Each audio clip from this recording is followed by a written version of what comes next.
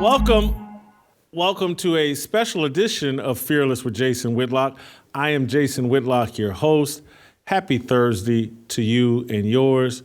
It's an awesome Thursday. We have an awesome show planned for you today. As I mentioned yesterday, we did not get to Tennessee Harmony. And so we're going to start today with Tennessee Harmony and a conversation about the minister, John MacArthur, who has said some interesting things.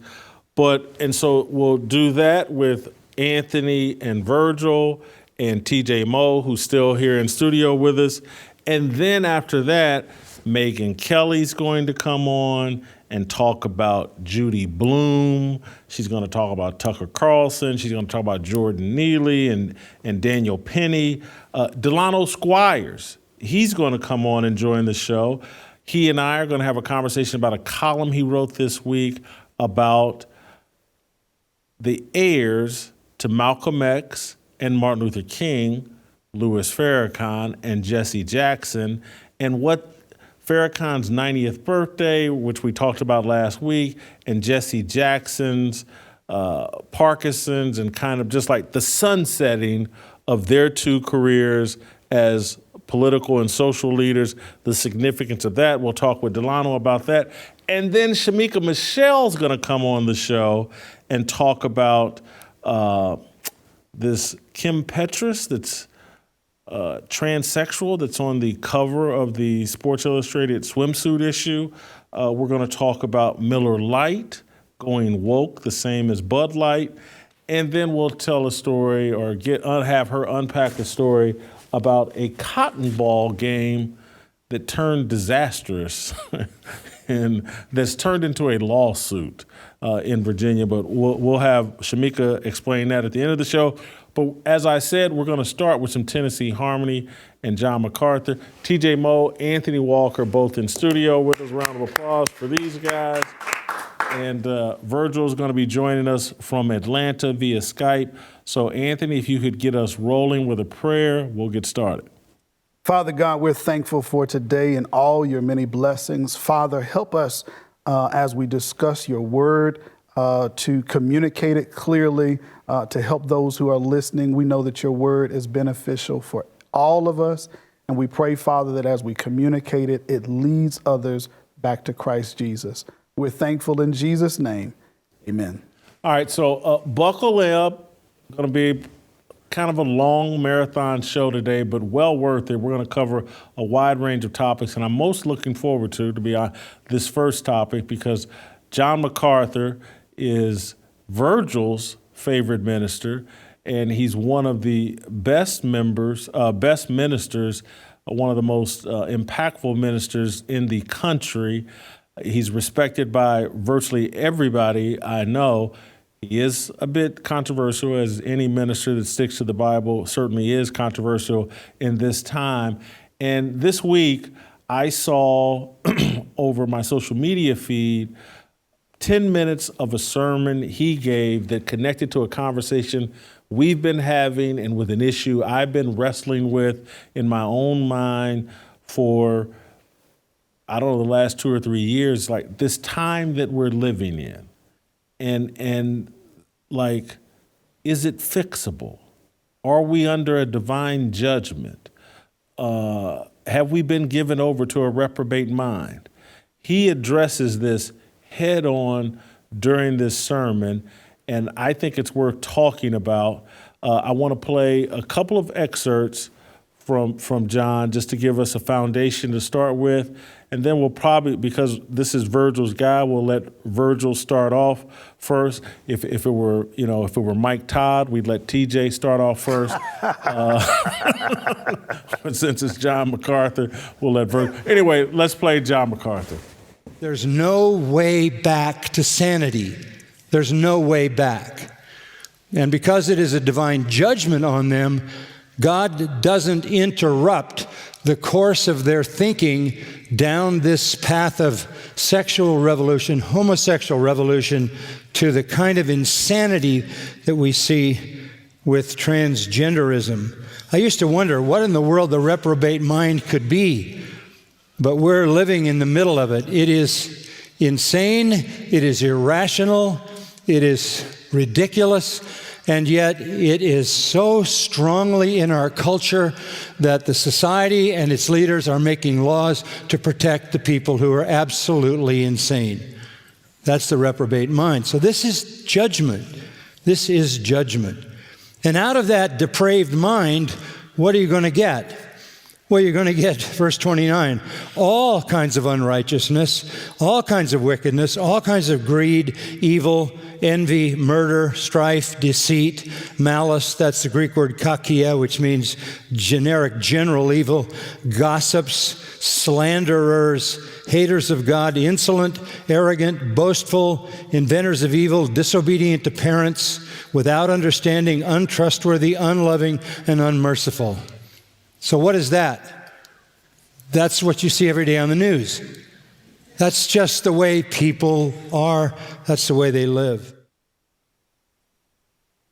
So that's the first clip. And anybody that's been watching this show, listening to us discuss the transgender issue, listen to me wrestle with this issue. I was probably a year ago, first time I went on Tucker Carlson and quoted scripture and mentioned the reprobate mind and saying that we've been given over to that. So I hear all this from John MacArthur and it rings true to me, but it also is, to me, feels highly cynical, highly defeating, like give up. And so that concerns me. And so I want to play a second clip, again, before we go to Virgil and get his interpretation of what we're hearing. And then obviously we'll bring Anthony and TJ into the conversation. But here's a second clip from John MacArthur. What you see in our country is the unfolding of the judgment of God in Romans chapter 1. So mark it down. There is no group of senators or congressmen or anybody else who is going to reverse this. This is not reversible. This is divine judgment. Now, in the middle of that, you might be saying to yourself, I hope the Lord remembers his people in the midst of this. I hope he doesn't get so carried away with judgment that he misses us. And that reminds me of the end of the very last book in the Old Testament, the book of Malachi. This is a word of comfort. God is promising judgment from the prophet Malachi. And in verse 16 of Malachi 3, we read this. Then those who feared the Lord spoke to one another. Here we are in the middle of this, talking to each other and saying, what's going to happen? What's going to happen in the future? And that was exactly what the people of Malachi's time were saying. What's going to happen? And the Lord gave attention and heard it. I love this. A book of remembrance was written before him for those who fear the Lord and who esteem his name. They will be mine, says the Lord of hosts, on the day that I prepare my own possession, and I will spare them as a man spares his own son who serves him. So you will again distinguish between the righteous and the wicked, between one who serves God and one who does not serve him. God has a book, and in that book are the people who belong to him. And none of them are going to get washed up in the judgment. So hopefully we're all here listening, watching this. We're all part of that remnant. And we're in that book. The rest of you, good luck. Virgil, interpret your guy here, John MacArthur, and then I'm going to take TJ off his chain and let him attack you. So go ahead. No, this is classic John MacArthur. This was at a Truth Matters conference that he did last year. He is really kind of laying the wood to the fact that, we live in a depraved culture, and that people have abandoned God, that for the most part, what was a Christian nation has walked away from God. And as a result, what we are experiencing are the judgments of God. It's Romans chapter 1, verse 18 and following that says that the wrath of God is revealed from heaven against all ungodliness and unrighteousness of men. And what that simply means is that God's wrath abides on us, not from a standpoint of him, wanting to beat us up, but our own sinfulness, our own desire for sin. God eventually levels against us the judgment of his departure. In other words, he lets if you want to go in that wrong path, he lets you go. And as you go in that wrong path, you'll begin to experience the judgments of God. In that particular segment, he's saying, while that is the case for those of us who are believers in Christ, we will be a part of that remnant that you mentioned, those who God will usher into his kingdom. It is easy, unfortunately, for many to hear John MacArthur's commentary in that and think, well, there's no coming back. There's no way back. But there is, so long as the day is today and the gospel is being preached and we have an opportunity to repent and place our full faith in Jesus Christ, there is indeed an opportunity. But I think it's important in the same way that we do on this show. It's important to ensure that people know and understand the times we're in, the world in which we live, and that we have a responsibility to live right. Anthony, what part of me heard that and thought like, well, there's nothing we can do about it, which is part of my argument, just a small part. There's other than a spiritual, religious Jesus revival, there is nothing we can do about it. And it doesn't feel, I hear from John MacArthur, is like, well, that's not going to happen. So there's just a handful of us that can take comfort. And, for those of you with kids and grandkids, man, they're going to catch a lot of hell. I don't want to get too deep into this unless you want to. No, I do. We got to take as much time as you need. So eschatology is the study of the end times and the study of what happens after the end times, okay? For 90% of the time, 90% of Christians, we won't even delve into that outlook. We kind of have a view of what we think is going to happen in the end, but day to day, we live without that perspective. As you mature in Christ, and for some, that perspective then helps you to interpret what you see on a day-to-day basis. So what made what John MacArthur said kind of controversial is his view of end times. I think he's a premillennialist. His view is that it's kind of a negative one. It is, hey, this is just it. We get what we got, and there's no hope for that. And then, Jesus comes, etc. For those that feel differently, and Virgil, I feel differently from what John says as well.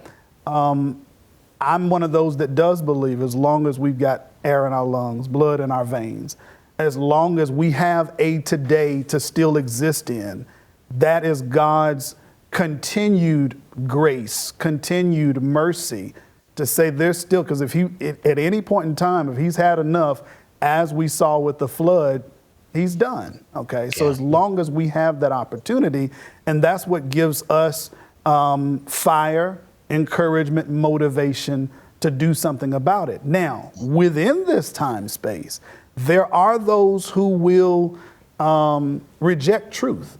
The Bible is replete. Virgil, I think, alluded to one of the passages. Paul tells us in 2 Thessalonians chapter 2, verse 10, because they rejected truth, God will send them a delusion that they believe a lie. That's what you want. Fine. Juxtapose that with Hebrews chapter 11, verse 6, which says that he that believes in God must believe that he is and that he's a rewarder of those that diligently seek him.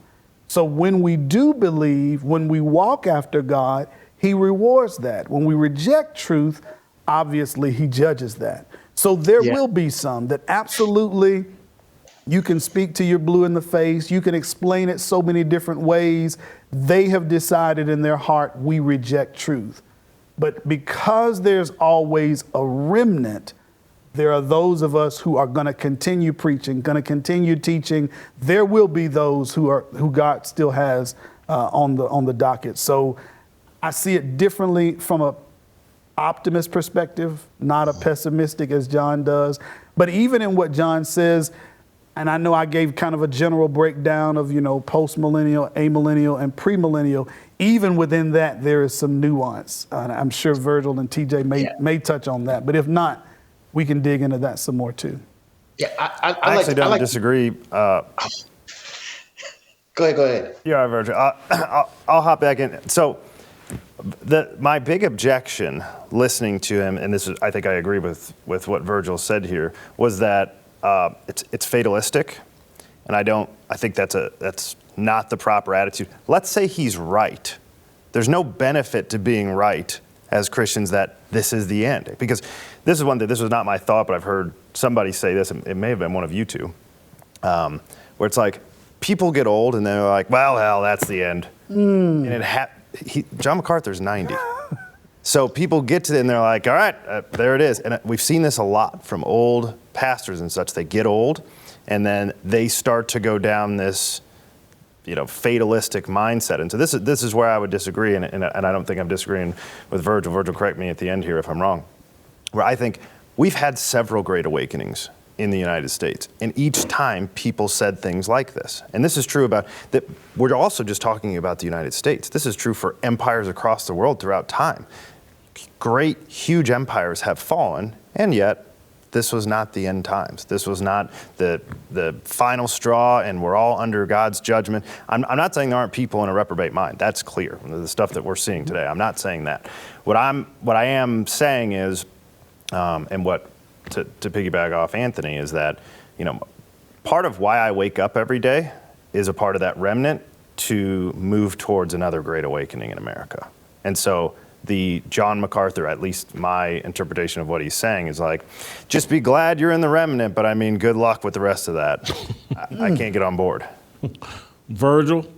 Yeah, I appreciate that. Couple of things. One is, and I missed the unpacking for the eschatological conversation. I disagree with MacArthur. I know you'd be surprised by that. I hold a different eschatological view. Shocked. Yeah. For a second. Let me collect myself.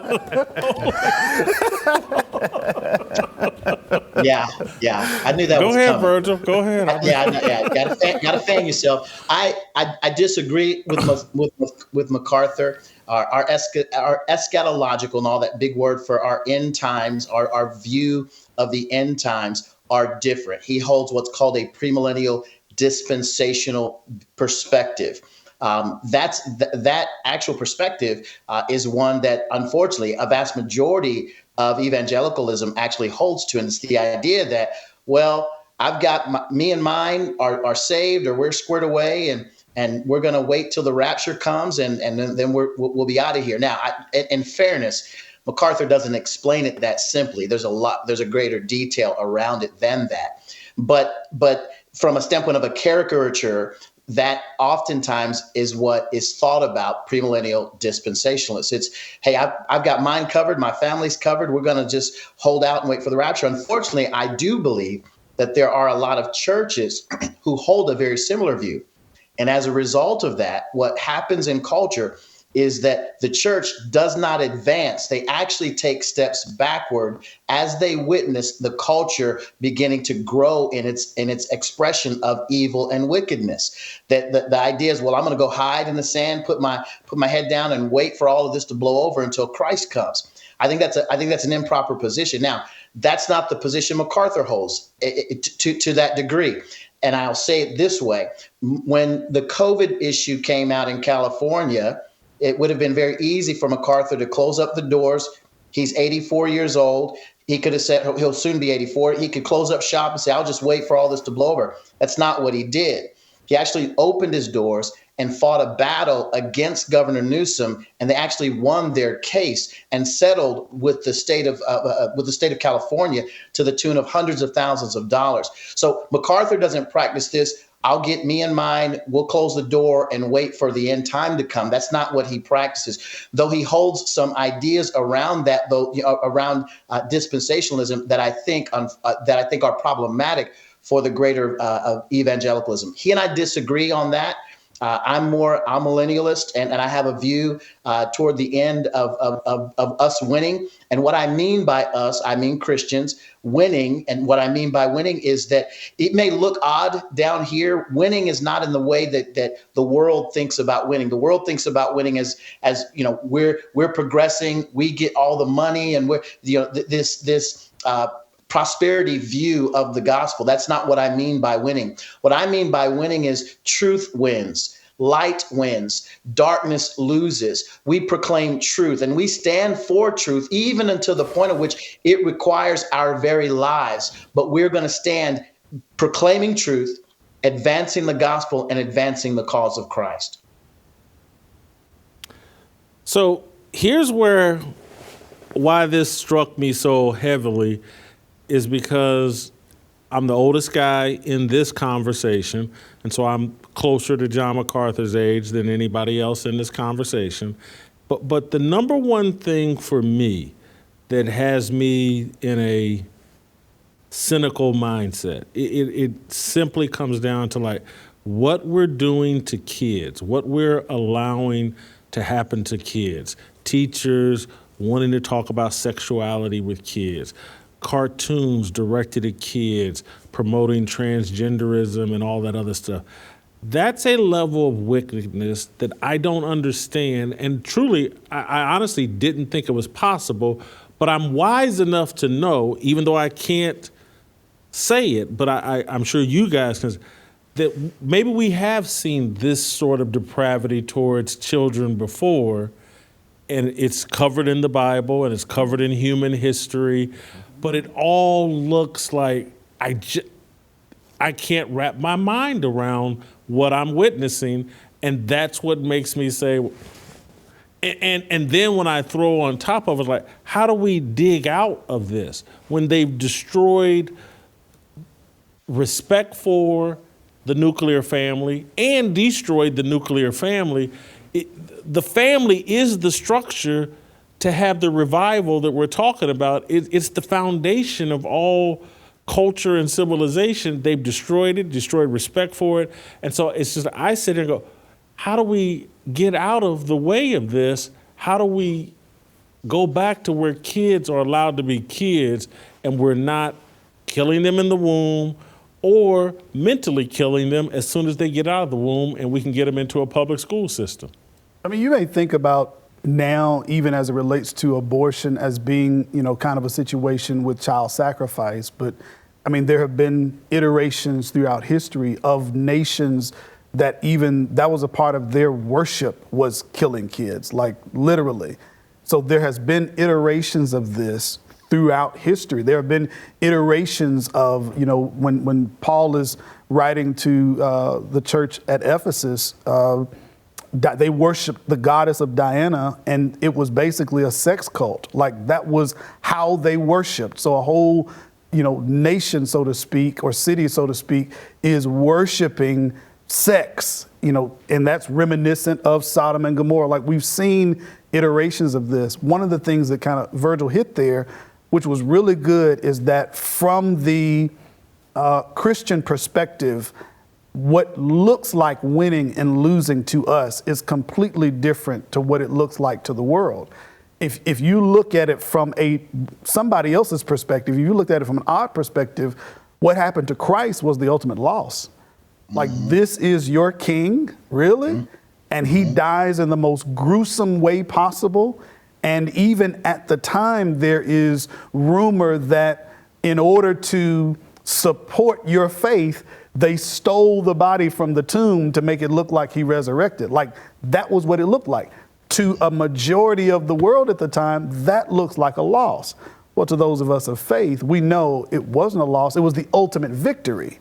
So in the same way now, when you say, you look around, you say, man, or even as John MacArthur is expressing, you say, oh man, this is it. This has got to be it. This has got to be. I've never seen it this particular way. I get to see, and Virgil and so many others, I get to see instances of, for example, a young couple at my church who has lived that worldly life, but are now at the point to say, man, you know what? We tried it. We did it. We got to get married. We got to give our life to God. I can't raise my kids in what I came up in. Like, they're recommitting. And that would have been somebody 2 or 3 years ago that we would have said, oh, no, they're gone. They're gone. So there's still hope in the today. The Hebrew writer says that we're encouraging one another with this fervor as long as it is today. As long as you have a platform, as long as we have a voice to say, hey, we got to stop this. We got to change it. And I know there are going to be several that are going to laugh at that. There are going to be several that look at that and say, yeah, whatever, that's old, that's traditional. But we know that in the end, Christ wins. I'll say this before TJ gets in. When you read the Revelation, it's interesting how John describes this ultimate battle between Christ and Satan. He spends about 80% of the chapter building up to the fight. You know, you've got Satan and his angels and legions over here, and you've got Jesus coming in. And then right at one point, it just says, and he destroyed him. It's like, what happened? I mean, you know, usually with all of this buildup and with all this, we're going to see a blow for blow battle, and Christ hit him in the jugular, and he, you know, and then Satan hit it. No, it's over like that. And so it is that kind of victory that I live and breathe for, man. I know it doesn't look like it, but I know in the end it's going to take place. Your point about the child sacrifice, Moloch, one of the Canaanite gods. If you've heard of that, you've seen the depiction by Charles Foster, 1897, where it's the head of a bull, it's the body of a man, this huge statue with outstretched arms. And what they would do is they would heat it up to a boiling point, and they would drop the children, these maybe your 2-year-old, right there in his arms and watch him boil to death. And that was the child sacrifice. And so, I can't believe I'm saying at least, but at least in America, we still feel the shame to have to call it a fetus because we don't want to acknowledge that this is a baby. So we're trying to hide it and say, it's not really, it's a cluster of cells. These people, the God of the Canaanites, were dropping their children that they had nursed and kept alive for several years and just sacrificing them to Moloch. And so this idea that this is new is not. And so actually that's somewhat comforting to me that, like, we're still here and we still have a fight. And God, you know, this all of the prophets throughout history, throughout the Bible, it's warnings, and then we turn around. And then we go back down this stupid path, and then we get warnings, and then we turn around. And so it's not just us, right? I always go back to Solomon and Ecclesiastes. There's nothing new under the sun. All the stupidity that you're seeing today has happened throughout history. There is nothing to our depravity. It's all been done. Now, it doesn't always end well. Sodom and Gomorrah does exist. The flood did happen. And so I'm not saying it ends well. There are consequences to our stupidity, serious consequences. And we're watching that play out. But I always have hope looking throughout history and seeing that God takes seemingly unqualified people like the four of us and can lead people back to God. And so I get in scripture and I'm like, there's my clarity. This makes some sense. It's not new. It's not that bad. And I'm not qualified, and none of that matters. Virgil, what do you think about the sentiment that rings a bit true to my ears right now, that John MacArthur, 84 years old, not in the greatest health, and so he's seen the world through his lens of, like, because let's take John MacArthur out of it. I'm sitting there like, well, by the time we get this fixed, I'm going to be well past my heyday. I'm not going to get to enjoy it. Being the dummy that I am, I don't have kids who will get to enjoy it. And so maybe that's contributing to my cynicism and my bitterness or whatever. Like, well, this ain't, them good times that I remember from the 70s and 80s, I'll be dead before those ever come back again, or I'll be so old that it won't even matter. And so I wonder if John MacArthur, just being a human, is just sitting there thinking like, well, if it ever gets good again, I'll be gone. And so might as well hope everyone else is as miserable as I am. I would say that's probably not the case with MacArthur. The things that you heard MacArthur say in that particular sermon are the same things he's been saying for decades. He's been involved in 50 plus years of ministry at the same church. All of his materials are easily accessible. You can go back and listen to him in the 1980s, 1990s. He was saying exactly the same thing. So I don't think for him it's a matter of age. I think it's a point of conviction for MacArthur as to what he sees the world. But I want to frame what you suggested in a different light, because at the end of the day, the question goes back to, it's really a question of the problem of evil. Why is there really evil in the world, and why are things as bad as they are only seeming to get worse? And the reality is that even as evil is in the hearts of each of us as individuals, even though we're depraved from a standpoint of humanity and sin entering the world, God uses that for our good. In other words, we have opportunities as we experience horrific situations, even the story hour with drag queens and such. What is that? What kind of an impact is that having? Absolutely a negative impact. We see it right in the schools. But the other impact that it is having is true believers are starting to be empowered and more energized about how vocal they are. Oftentimes, when we live in a culture where everybody's kind of Christian or Christian Lite or some version of that, we think God's going to take care of it. It'll all work out, only to look up and find that things have grown more dark. As things grow more dark in our culture, I always say this, and it's been said by others: light shines brightest when it's darkest. We have to keep that in mind in an effort to do what Anthony talked about, which is holding out hope. Each one of us has a responsibility, biblically speaking, to be a lamp on a hill, not putting a shade over that light. We have a responsibility to be salt in a culture that is ever trying to minimize our impact, to dial us back and not have us be as impactful in culture as we need to be. Yes, things are bad. Yes, they haven't been this bad, or at least we don't see it that way. But we also have an opportunity, so long as we have breath in our lungs, so long as we have the gospel on our tongue and an ability to declare the truth, we have an opportunity to share that light in a dark place. You know, when I hear what Virgil's saying there, it really does, it empowers me, it encourages me, even with the darkness that we see, because, like I said, I see parents now approaching having kids and raising kids in a completely different light than probably 10 or 15 years ago. Now, because of what they see in the world, you're seeing parents care more about not just that their kids are educated, but where and how they're educated. And again, even when you look back, when you talk about the good old days, from a Christian perspective, were they really all that good? Like, were they, and I know you might be speaking about how it felt, but as we look back, when we look back to those days, you weren't where you probably needed to be spiritually, and you may have had a lot of fun, but it's like, no, I wasn't.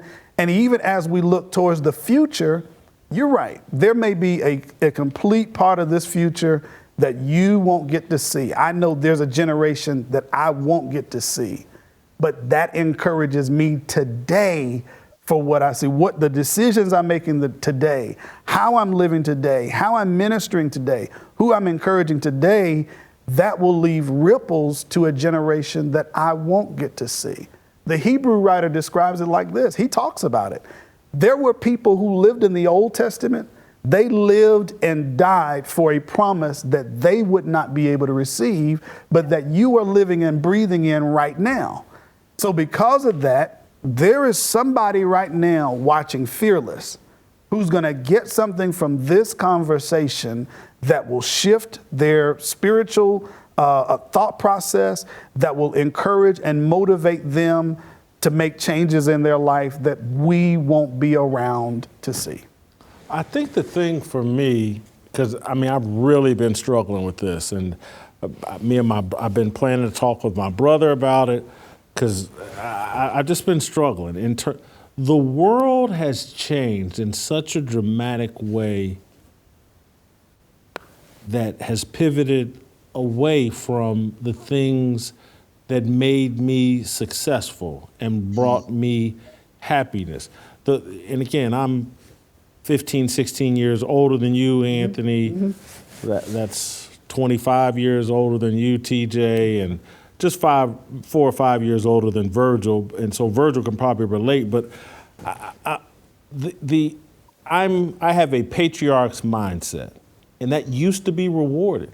And I was always, even when I was out in the world, I was always trying to be a slave to the truth. Okay. And I'm looking at a world now that doesn't reward truth seekers.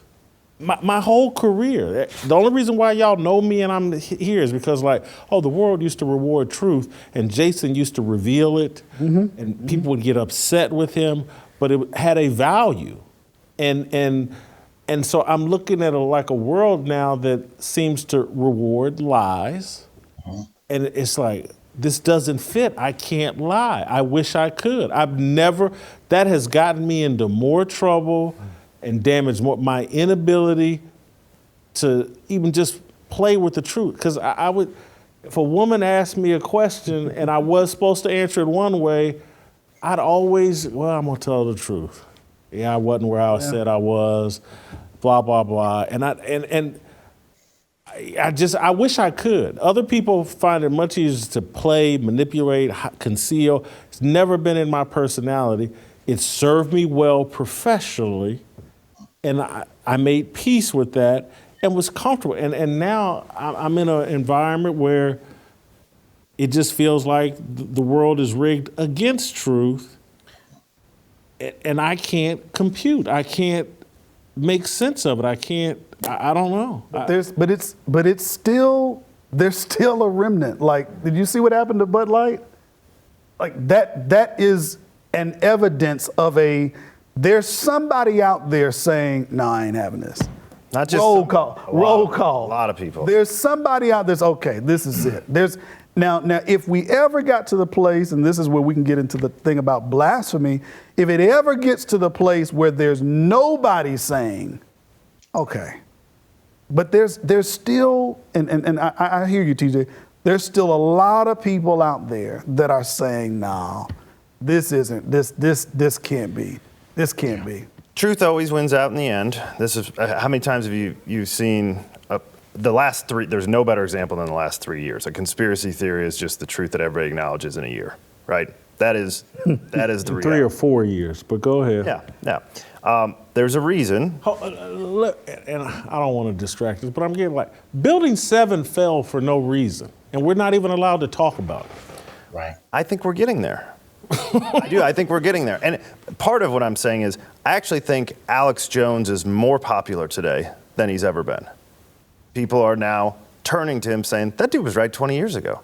And Tucker Carlson is more popular today and will have more viewers not on Fox News, assuming people can find them. So people are dying for truth. And I will challenge your deal to some degree. I think you're right in the corporate world.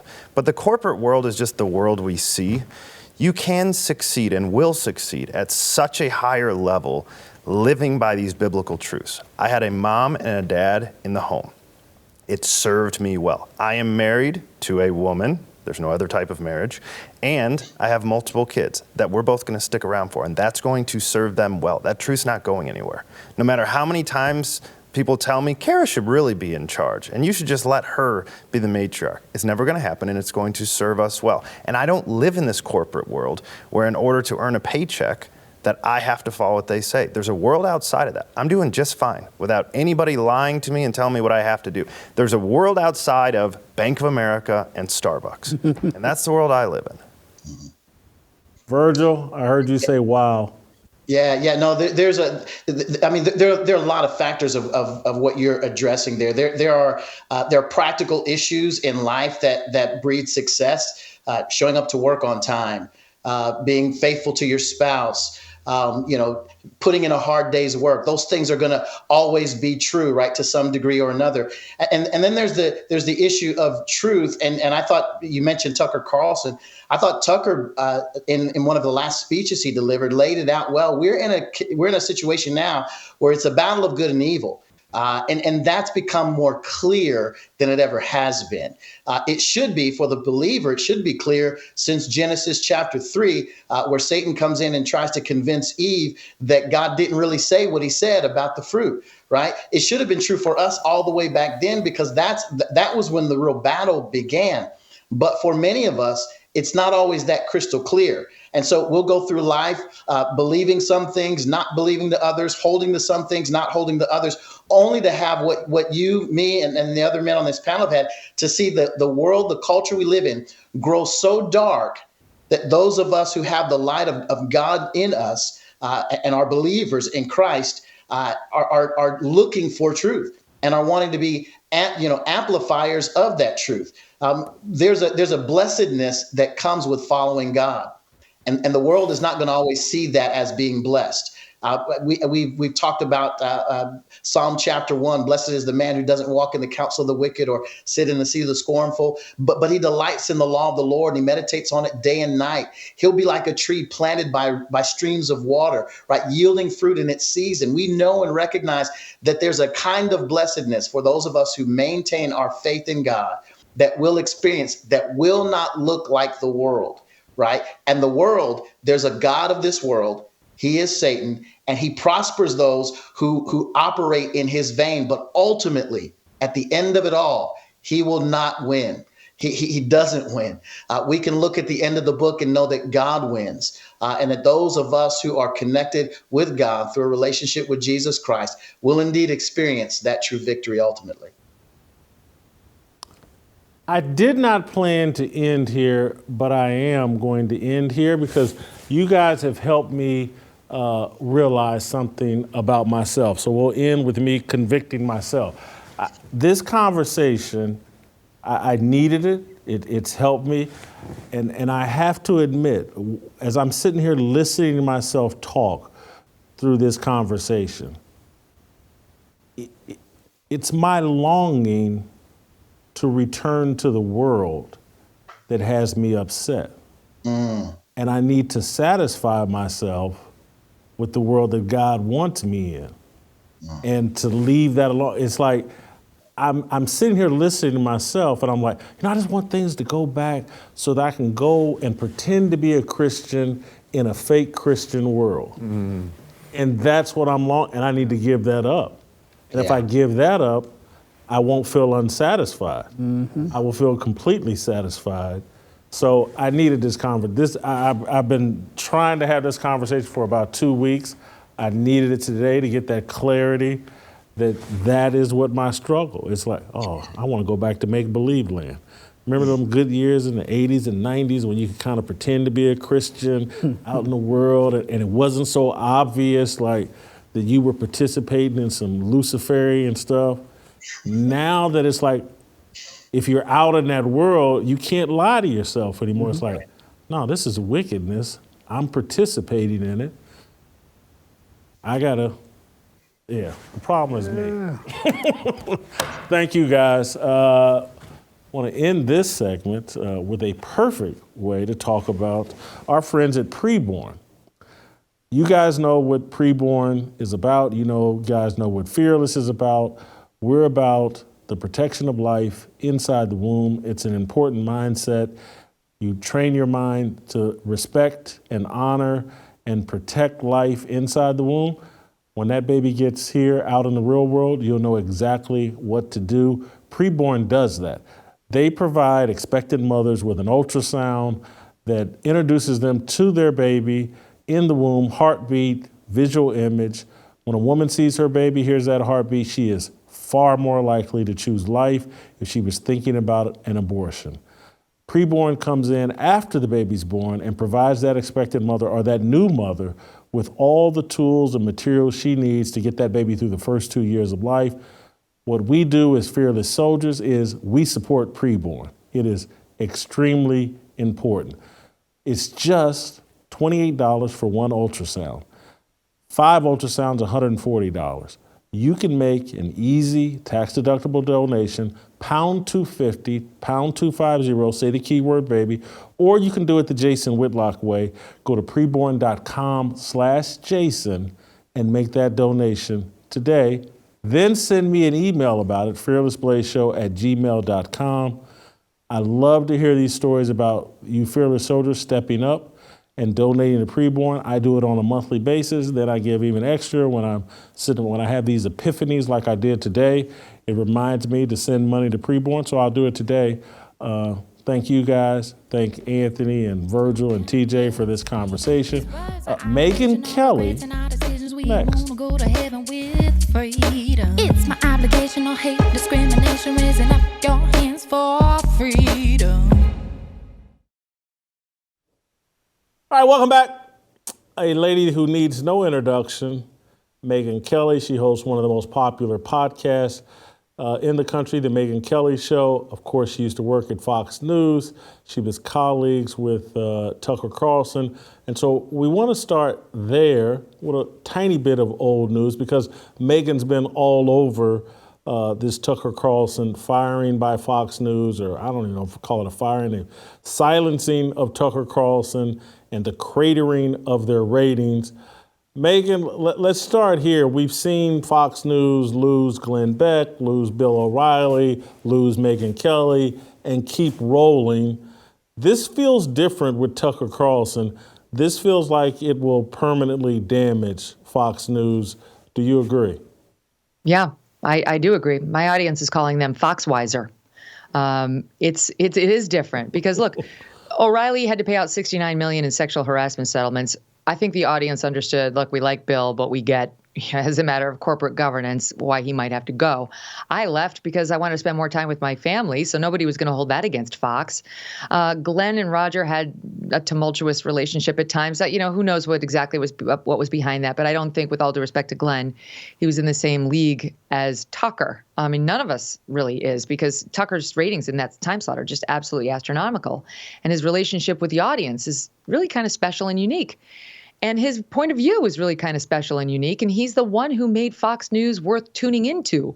You can get generic GOP commentary kind of anywhere these days. What Tucker brings is a different kind of product, and they knew it. And so what they did with him is they pulled the rug out from under him and from under his viewers without so much as the respect of providing anyone with an explanation. And then when Tucker said, okay, you can keep your money, I'll just go out there and keep talking to the audience, they said no. Not only no, but you will sit there while we try to absolutely destroy you. This guy who the audience had come to love. So yes, they are holding it against Fox, and still, I mean, they're not over it. If you look at the ratings, they're still in the toilet, and I think they're going to remain there for a long, long time. Fox, if I were Fox, I'd be praying for Tucker to get back out there and use his voice and show everyone that he's okay, and I'd give him his check, just on the chance of getting my audience back. Any chance that they would reverse course and try to bring him back? No, that would be very un-Fox-like. I mean, I've been explaining over the past couple of weeks that Fox is it's like a cult. It's like the mob. And you don't get back in after you've been kicked out. It is us versus them. And, it's omerta. That's the mob code. Like, once you're out, and you're dead to them.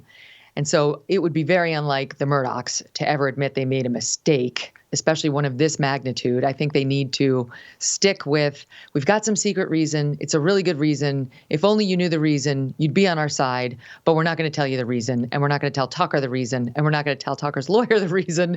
But just trust us. It's really, really compelling. They're not going to reverse it.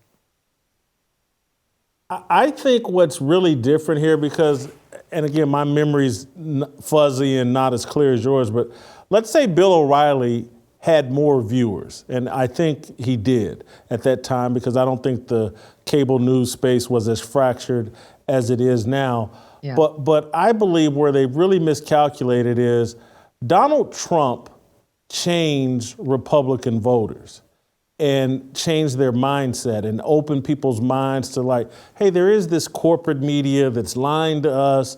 And Tucker was their last thread of credibility with people who feel like their eyes have been opened. And so it's like Tucker's level of credibility that he gave the entire Fox News brand, when he leaves, and I say this not as with any animus or any, but it's just like, I won't go back on Fox News because without Tucker, they're just not as credible to me as they were with Tucker. I just had a request today to go on Jesse Waters' show. Jesse's fine, but I'm not lending my voice to Fox News because they just don't have the credibility they once had with me.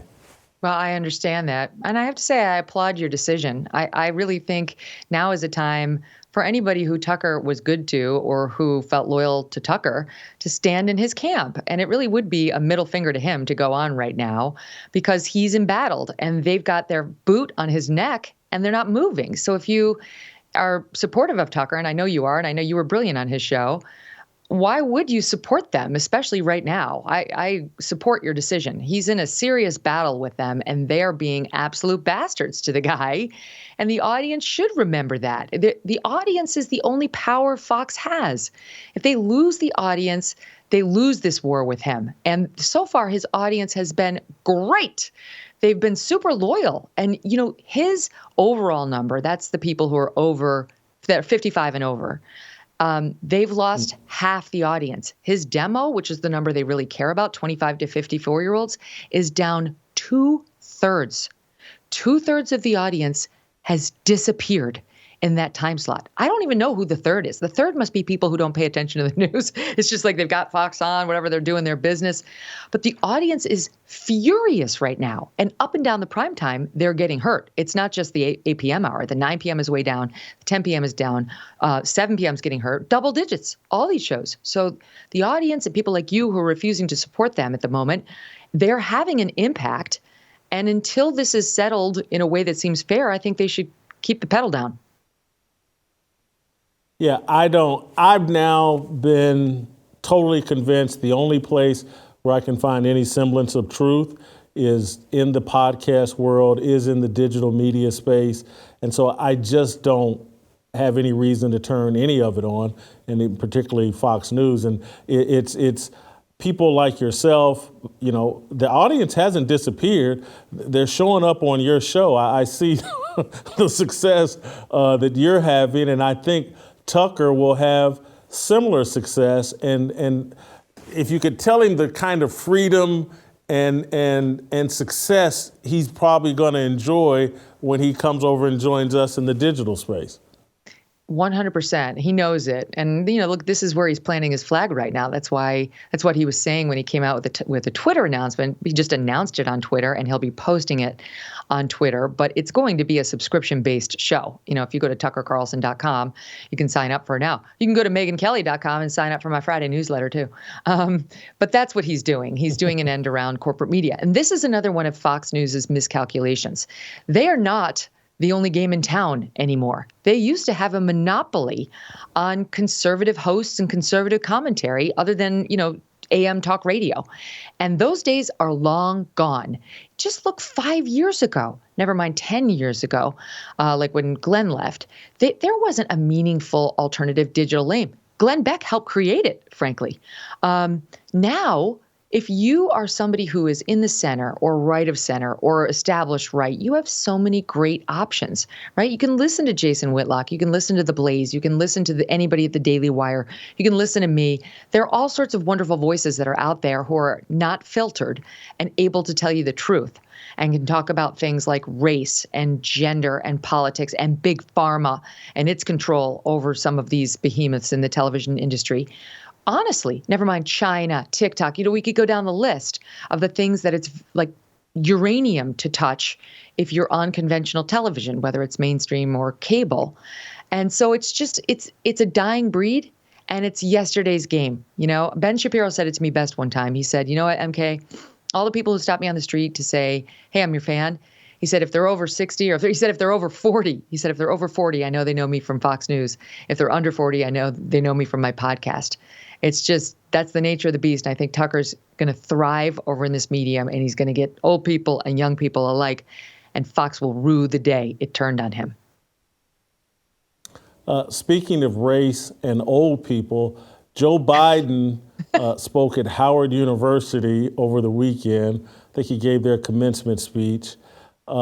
He pointed out the boogeyman, white supremacy is ruining America. Let's watch the clip and I want your reaction. To stand up against the poison of white supremacy, as I did my inaugural address, to single out as the most dangerous terrorist threat to our homeland is white supremacy.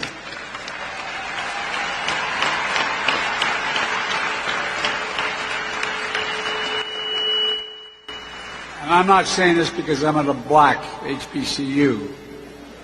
I say it wherever I go. He would have said that if he was at a white HBCU also, Megyn. I want you to know that.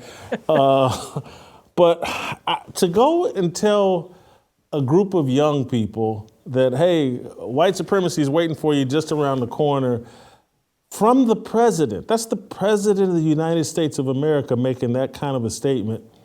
It's ridiculous, it's repulsive, it's what's wrong. No, he's acting like he's still living in the Jim Crow America of yesteryear. And, the gall of this guy, Jason, like this guy who, said Barack Obama was the first clean and articulate black person to run for office. Like that guy who's making racist comments about black people, and never mind his wife calling Hispanics little tacos. I mean, every other day, start lecturing the rest of us about, racism in America. Spare me, okay? Spare me. He may not be the messenger for the time. And also there's something sort of racist about saying it to this audience and saying, I'm not just saying this because you're black. It's like, because you're black, of course, you're prone to see everything through racial lines. You're prone already to see white supremacists around every corner. I know that. Like that. So I'm not just saying that to pander to you. How does he know? I mean, I realize Howard's probably more of a left-wing university, but how does he know there's not a Jason Whitlock sitting out there not seeing everything through a racial lens who might be offended by that?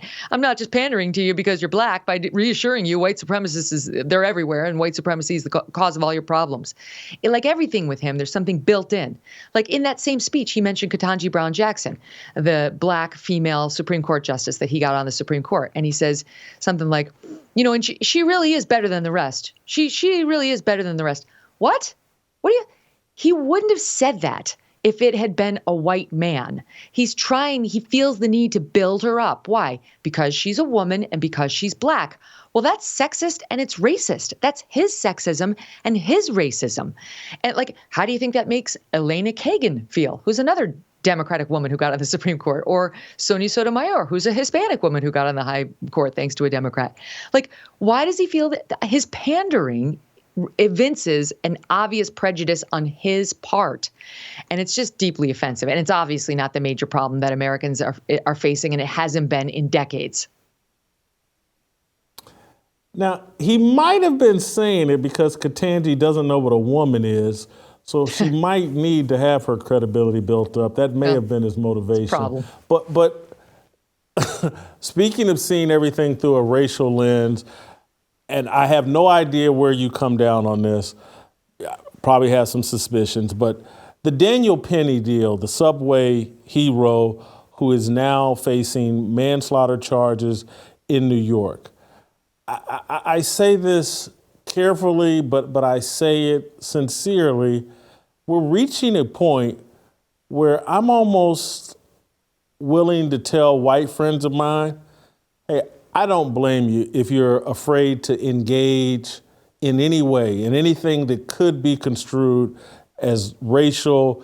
Just stay away. If you see someone acting poorly or if you see someone acting well, you're better off not engaging with them if they're black, because it could spin racial on you and you could end up in a situation like Daniel Penny has found himself in. I feel bad for Jordan Neely.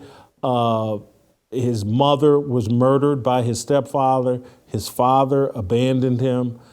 Sincere, legitimate mental health issues.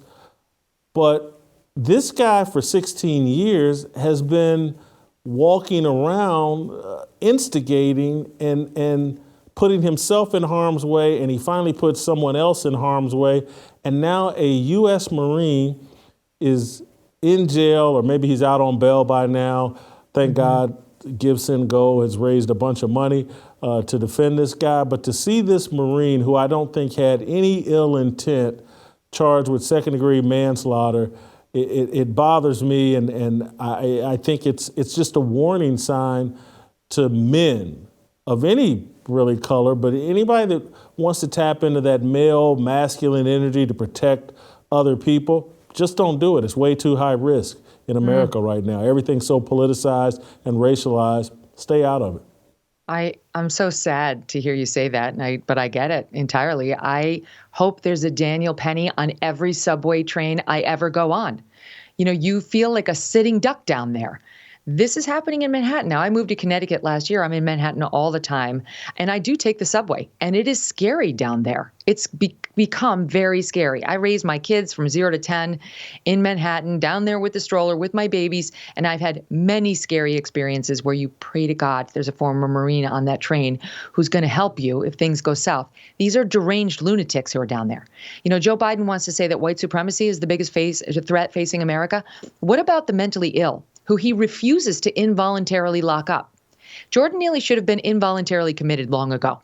He was suicidal. He was homicidal. He hurt a 67-year-old woman. You heard he broke her nose and her orbital bone. He hurt another old man. He tried to kidnap a 7-year-old child. He was not safe either toward himself or toward our society, and he shouldn't have been down there. And the government had an obligation to keep us safe from keeping him away from us. Once they failed at every turn, you needed somebody like Daniel Penny to step in. And thank God he did. And once, like, I love these armchair quarterbacks who the next day are like, well, you know, did he have to hold him for 15 minutes and protect exactly that way? How does he know? The guy had been threatening the passengers on board that train, including Penny. He had been saying, go ahead and shoot me. I don't care if I die.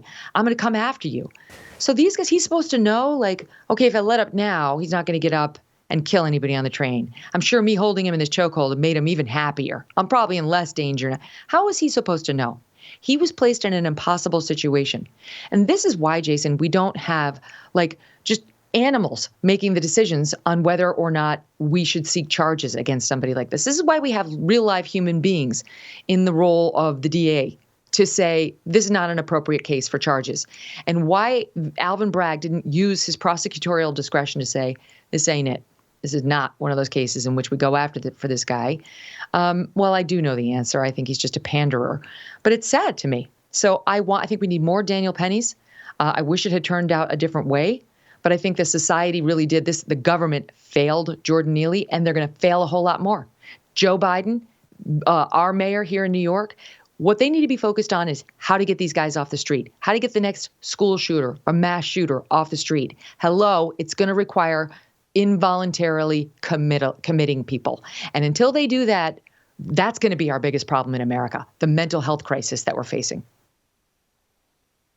You know, what they argue is they don't want vigilante justice and Daniel Penny vigilante justice. And I argued, no, what's happening to Daniel Penny is vigilante justice. They're so afraid of the riots that could ensue in New York if they don't charge Daniel Penny, that they're charging Daniel Penny. And there's probably a decent likelihood he may get off, may be acquitted. And if so, they're not going to avoid the vigilante justice of the riots and looting that will come afterwards. And so it's like, either you're going to pay the price now, not charge him, not waste taxpayer money, or you're going to have the vigilante justice when he's acquitted, or, God forbid, if he's found guilty, then we just threw away a Marine's life. But vigilante justice is actually in charge, and why this guy is locked up right now or facing these charges.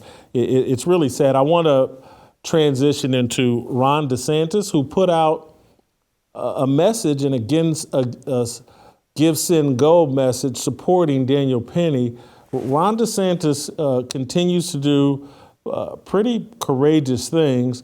Donald Trump, I loved the CNN town hall. I loved it. I don't know how I feel about him walking out of this rally in Iowa. Do you think he did that because he thought he might get shown up by Ron DeSantis with a smaller crowd than Ron DeSantis? Where do you come down on that? I mean, I don't think it's safe to try to figure out what's in Donald Trump's head. that doesn't end well. But yeah, I mean, Trump is obsessed with crowd size. He's obsessed with it. Look at that CNN town hall just the other night when she opened it up asking him about the January 6th riot. And what did he went right to the crowd size. That was, hello, that's a non sequitur. That is definitely not what this particular question and answer should be about. So yeah, would I say he's above that? No, I would not say he's above avoiding that dynamic. I mean, it is interesting though, Jason, to watch substantively, to watch the diversion now between Trump and DeSantis and to see substantively, how are they different? I would say so far what I see is that Trump has got tons of charm. He's got charm oozing out of his ears when he's working a room. And DeSantis has next to none. I mean, he really doesn't. He's a little socially awkward. There's something a little off about him when he's with a room. I've talked to a lot of people at DeSantis fundraisers. They say he never asks a question of anybody. He only talks about himself. Okay, so they're the opposite in that way. But DeSantis has been quick to lead. He's been out there on some difficult issues. And I have to say, I give him credit. Yes, wokeness and all the stuff he's doing down in Florida, but cracking down on the immigration situation down there, from busing the migrants up to, Martha's Vineyard, to actually imposing penalties on employers who are not going to verify whether it's actual citizens or people who have green cards who are applying for the jobs. And the thing on the trans issues, DeSantis has been pretty impressive on in a way that Trump so far hasn't really led on. And I'll give you the example. He said to Benny Johnson a couple weeks ago, man can't become a woman. Woman can't become a man, period. It's silly to pretend otherwise. And he seems ready to take a hard line on reality. Hello. Trump so far hasn't said that. When he was running, in 16, he said he would let Caitlyn Jenner use the female restroom at Trump Tower. Now, we were in generally a softer place on this issue in 16, so I'll give Trump the benefit of the doubt. But it's almost like in some ways DeSantis is running to Trump's right. And that's an interesting position for him to stake out. Perhaps in the culture wars, he is running to Trump's right, and that could end up being a winning message. You mentioned the trans issue, and I'll end here. I don't want to date you because were you even around when Judy Blume's books were popular? I'm not even sure if you were born yet when they were popular. But Judy Blume writes all these books for young girls. She has this great reputation with women, 70s and 80s, when you were a little kid, or probably just a thought in your parents' eyes. And now she's platforming and appearing with Dylan Mulvaney. And she's all pro-trans, it feels like. She's taking the opposite position of J.K. Rowling. What do you make of that? She's a disgusting panderer, just like Charlize Theron. She said something that was mildly critical of this trans madness that we're all going through. And then the you-know-what storm rained down on her. And now this is a desperate pander to try to get back in the woke left's good graces. So she sits down with Dylan Mulvaney, and the conversation is, do you have any advice for someone who is newly a woman? Okay, so someone who is newly a woman is a girl who just had her 18th birthday. It's not a guy who grew up as a gay man and lived as a gay man up until age 26, which is what Dylan Mulvaney is. Remember Price is Right, Dylan? I miss Price is Right, Dylan, where he was prancing around like a normal gay man. That's fine. We could have lived with that. This is a fake woman who's now trying to get real insights about, I guess, what it's like to have your first period, something that will not be useful information to Dylan Mulvaney, who will never be having a period, no matter how much he pays a surgeon to cut a hole in where his penis used to be and develop a fake vagina. But this is what's so infuriating. You also had Ulta Beauty, which is like Sephora, Jason. I assume you don't spend a lot of time in women's makeup stores, but it's huge. Ulta Beauty is huge. And they used these two trans people to have a discussion about girlhood. Dylan was one of them, and the host was a guy with a beard and blonde hair like mine, like clearly a wig with the long fingernails and the makeup and like women's clothing. I don't even know what that is. Talking about They're girlhoods. There wasn't a vagina on set. There was no girlhood. There can be no girlhood. I'm sick of it. Judy Blume, Ulta Beauty, Budweiser, all of it. They can take a hike because they're in fantasy world. And now's the time for us all to come back to reality. How did we get here? And we'll end on that note. How did this happen? How did we get here? I actually have been spending a lot of time thinking about that. 10 years ago, even 6 years ago, this was so minor of an issue. It was so not prevalent that to say, okay, like I said about Trump, you can use the bathroom. Like, okay, I'll use your preferred pronoun, Caitlin. Didn't seem like a thing. It was like it was a very, very minuscule group. They're obviously deeply troubled. Like, let's not add to their distress and we'll just go along with this. We don't actually believe it, but we're just going to be nice. Now it's exploded. Now they're actually cutting off the penises of underage boys and breasts of underage girls. I mean, this is deeply disturbing. They're pumping little kids under age 10 full of puberty blockers and then cross-sex hormones to the point where they will never have children because they'll be rendered infertile. They will never reach climax sexually. That too will go bye-bye if you do that program. That's even without the surgeries, all right? And we're doing it willy-nilly. Our country, unlike Finland, unlike Sweden, unlike the UK, has now come to the belief, according to the Biden administration, that therapy for these kids is conversion therapy and it should be outlawed. Sitting the kid down who says, I might be a girl when they were actually a boy, and talking to them, what's happening? Like a divorce? You on the spectrum? Are you having an eating disorder? What could be caused? No, that's conversion therapy. You're in trouble, you bigot. Those other countries I mentioned now, after years of experimenting with the puberty blockers and all the rest of it, have said, we were crazy. What these kids need is talk therapy. That's how they refer to it, talk therapy. Sit them down and figure out what's really going on. If you leave them alone, over 90% of them will revert back to their biological sex. Everything will be fine. You start performing surgeries on them and cutting off organs and pumping them full of meds, they're never going to go back, and it's going to develop a whole host of other issues. So as we, our tolerance led to the explosion of this in the numbers, the schools leaned into it, the universities leaned into it, and the medical community, which has buku bucks to make from all of this, leaned into it big time. And the more they did that, the more they indoctrinated more and more kids in it. And that's what's leading to the great rebellion right now. People who are saying, wait a minute, I'm done. My tolerance may have been a mistake. And I see the reality, and I'm not going to stay silent while you castrate young boys. All right? That's not going to be a thing. And finding their voices in order to object. And that is the only way. You can call me a TERF. You can call me a transphobe. I really don't care. I'm standing up for kids and for girls and for women. That's the right place to be morally. And I really, really hope others find their voice on this and realize it's not about bigotry. It's about wellness and the preservation of reality in our society. Thank you, Megyn. Thank you for making the time. Really appreciate it. Awesome job, as Great to always. see you.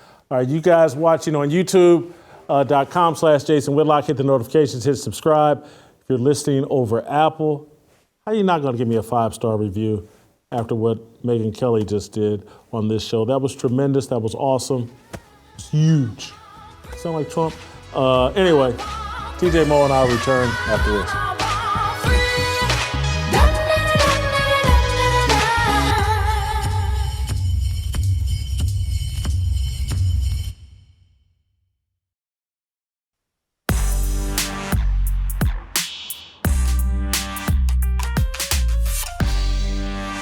All right, welcome back. Let's roll out to Washington, D.C., go to Delano Squires. He's written a terrific column about the legacy of Malcolm X and Martin Luther King.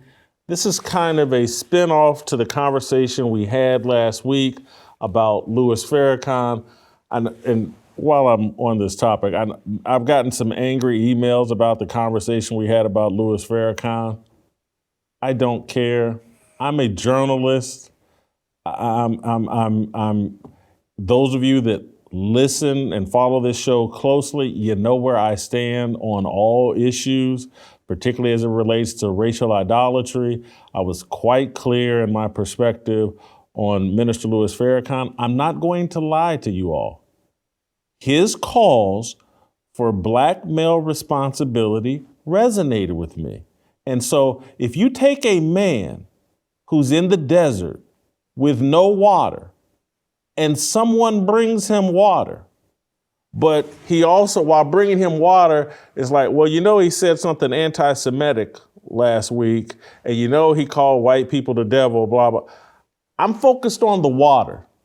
And he may have made some side comments and he may be this bad guy, but I'm not going to be unappreciative of the water that was brought to me when I'm starving of thirst in the desert. That's how it is for Black leadership in terms of calling on Black men to stand up and live up to their responsibilities. We're starving of thirst in the desert. And so to get me to disavow and take a piss on someone who served me water in the desert, it's not going to happen. Do I recognize that he says many polarizing, controversial things that paint him as racist and as anti-Semitic? Yes, I do. Do I go along with those things? No, I don't. And if you've been watching this show or following any part of my career or personal life, you know that's not what I'm down with. You know that's not me. And so if you can't be that nuanced and sophisticated and fair, this isn't the show for you. I'm going to talk about, honestly, everything, transparently, everything. And there aren't any of the people that are allegedly off limits and you're not supposed to talk to and you're never supposed to say anything nice about. Those tend to be the people that I defend. Go watch yesterday's show with Brett Favre as proof of, like, I don't care what everybody else in the media thinks or who the media tells me I have to hate and can only say negative things about. I'm one of those people that the media says, oh, you can only say negative things about Jason Whitlock. So anyway, Delano's written a follow-up column where he made an aside, he made it a mention in our conversation last week about whose legacy, what path should we have chosen? Martin Luther King's path or Malcolm X's path? Where would we be better off? He's now written a follow-up column talking about the heirs of MLK and Malcolm X, which are Louis Farrakhan and Jesse Jackson. Louis Farrakhan, Nation of Islam, based in Chicago. Jesse Jackson, Rainbow Push Coalition, based in Chicago. Jesse Jackson, Parkinson's and dementia have made him irrelevant. Louis Farrakhan being canceled on all social media platforms and now turning age 90, he's been made irrelevant. And now is the perfect time to evaluate their legacies and what has their past wrought. Delano, take it from there, unpack. There I go with the word. I'm trying to use the word unpack less, but anytime Delano comes on, it pops right out of my mouth. Unpack what you just wrote, Delano. Please do. Sure, Jason. Let me use sort of the pivotal event of, let's say, the last half century in American culture and politics, the death of George Floyd. And here is how I would capture sort of the legacy of, Dr. King. George Floyd died under the knee of Derek Chauvin and with a ton of fentanyl in his system. And here is what sort of the civil rights establishment said should happen. Black lesbians who also happen to be Marxists should become millionaires, and Robin DiAngelo should become the best-selling author hawking a book on white fragility. And Joe Biden should become president. Those three things. And those three things, I would say, come directly from the Kingian line of sort of Black political organization. It's always bigger government and better white people. Now, I'm not saying that this is what Dr. King would have said in 2020, because I try not to speak for the dead. So no one knows for sure where King and Malcolm would have ended up.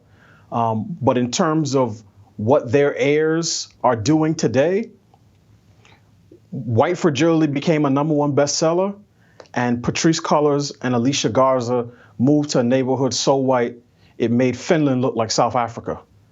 And that's what we've gotten for all intents and purposes in terms of the better part of 60 years of a political focus within the Black community.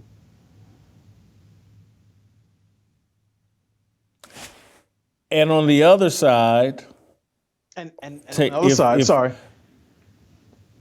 Yeah. So on the other side, you know, what Malcolm X preached was self-sufficiency. He preached Black nationalism, certainly in the 1960s. He started to talk more about Pan-Africanism and tried to shed the label of sort of radical Black Muslim towards the end of his life, especially after he split from the Nation of Islam. But his focus, even though he talked a lot about racism and said the white man is our enemy, he also directed his appeals, his moral appeals to Black folk. And again, looking at George Floyd is the type of guy in the 1960s, Malcolm X would have told him, you need to give up the drink, you need to give up the drugs, you need to give up, you know, sleeping around with a bunch of women. You need to convert to Islam, find a good woman, marry her, and have children with her, and defend her with your life. Now, obviously, I don't agree with the theology, but in terms of that pattern of behavior, turn from your sins, build and defend your family, and live to improve the state of your community. Those are things that I think that any person could agree with. But again, given the complexity of the 1960s, that message did not resonate nearly as much as the message of Dr. King. So ultimately, I'm not saying either man was wrong in what he pushed for, and I think the truth is somewhere in the middle, sort of grasping from both sides. But what I am saying is what we've seen over the last 60 years is how, in some respects, both messages have been corrupted, but certainly Dr. King's message has been corrupted even more. And that's why I said that legacy has led to enriched Marxists and white feminists, and led to the degradation of the black family. So net, I'd love to have seen what Malcolm leading the civil rights movement would have ultimately looked like for our community, but obviously that wasn't the case. As you sat there and said that, my mind went a few different places that it didn't go to when reading your column. But where it primarily went to is like, if I were to take, because you were talking about Dr. King's heirs, and that's Al Sharpton, Jesse Jackson, the modern Ben Crump, the modern Afrostocracy, all the guys talking on TV and whatever. And then if you judged Malcolm X's heirs, that would be Louis Farrakhan, Dr. Umar Johnson, and maybe that's about it. I would say they would look at George Floyd and look at it as an opportunity to expound on the evilness and the wicked nature of the white man. And so what I would say is that racial idolatry is the legacy of Malcolm X and Elijah Muhammad and the Nation of Islam movement of the 1940s, 50s, and 60s. And political idolatry is the legacy of Dr. King and the civil rights movement. And the thing where I go to now is like, because neither group, and this is some people, this would be controversial to say about Dr. King, but neither group centered religious faith and belief in Jesus Christ as Lord and Savior. Neither group centered that. One group centered racial idolatry, another group centered political idolatry, and that's what we have. We have racial idolatry and political idolatry living on 60 years later, and we've cut ties with God and spirituality, and we're wondering why we haven't made any real progress. We've had a black president, but we've had no real progress. Our kids are doing worse in school. Our divorce rate is astronomical. Our illegitimacy rate is astronomical. And what we're left to is to try to twist and spin CDC studies about, even though the black man isn't technically in the home, he's actually a better father than fathers that are in the home. And I'll go to Shamika's deal. Let's be fruit inspectors. What's your fruit doing? And then now we can really judge, are they really spending more time with their kids? Or is this some kind of spinmeister? How are they asking the questions at the CDC? Who's lying and telling the truth during these profiles? But if you center racial idolatry and political idolatry and make God and religious faith, put that on the back burner, the results you're going to get are what we've gotten over the last 60 years. And I'm just sorry, those results aren't good. I mean, I definitely would agree with your top line assessment that the results aren't good. Here's where I would differ with you to some extent, Jason. I think both camps preached a message of racial idolatry. If we want to frame it in that terminology, I just think that the heirs of King are a little bit more subtle in the way that they deliver it, right? Because both, and I said this in the piece, both of them, for lack of a better term, have a significant amount of hate whitey ideology. So you're going to get that regardless. So with, Jeremiah Dr. Wright, King or his heirs? His heirs. I'm talking about heirs now. Gotcha. now. So it's so on the Nation of Islam side, Farrakhan obviously is a lot more open with it, right? He'll call the white man the devil. He'll call Jews Satan. I mean, Farrakhan had a disciple, Khalid Muhammad, who was so radical at King College, I want to say this was in '94, that Farrakhan sit him down in the same way that Elijah Muhammad sit Malcolm X down. So that's what you're going to get on the NOI side. That is abundantly clear. In terms of King's heirs, the Raphael Warnocks, the Al Sharptons, the Jesse Jacksons.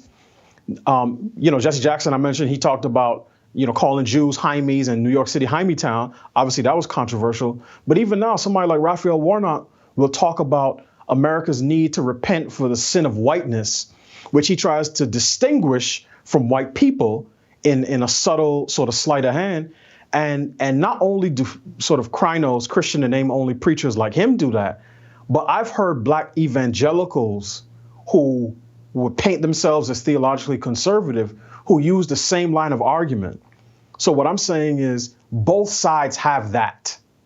The difference is, and here I would agree with you, the King's heirs make all of their moral appeals to white people and to governing institutions. So again, their whole thing is bigger government, better white people. And on the Nation of Islam side and on you mentioned, Dr. Umar Johnson, they at least will say, black people, we need to do X, Y, and Z. Now, that's not what gets the coverage, but this is the whole reason you said that Farrakhan appealed to you as a young man, is that he had something for you to do. And what I'm saying is King's heirs have nothing for black people to do other than to go out and vote, to buy certain books, post certain squares, and support certain protest movements. That's it. They will never call black men out and say, we need to be better fathers, we need to be better husbands, we need to strengthen our communities, because to them, even going down that route sort of justifies the beliefs of the so-called white supremacists, right? So that they don't do that. They have nothing for Jason Whitlock or Delano Squires to do other than to show up for the polls and pull the lever for Joe Biden in 2024.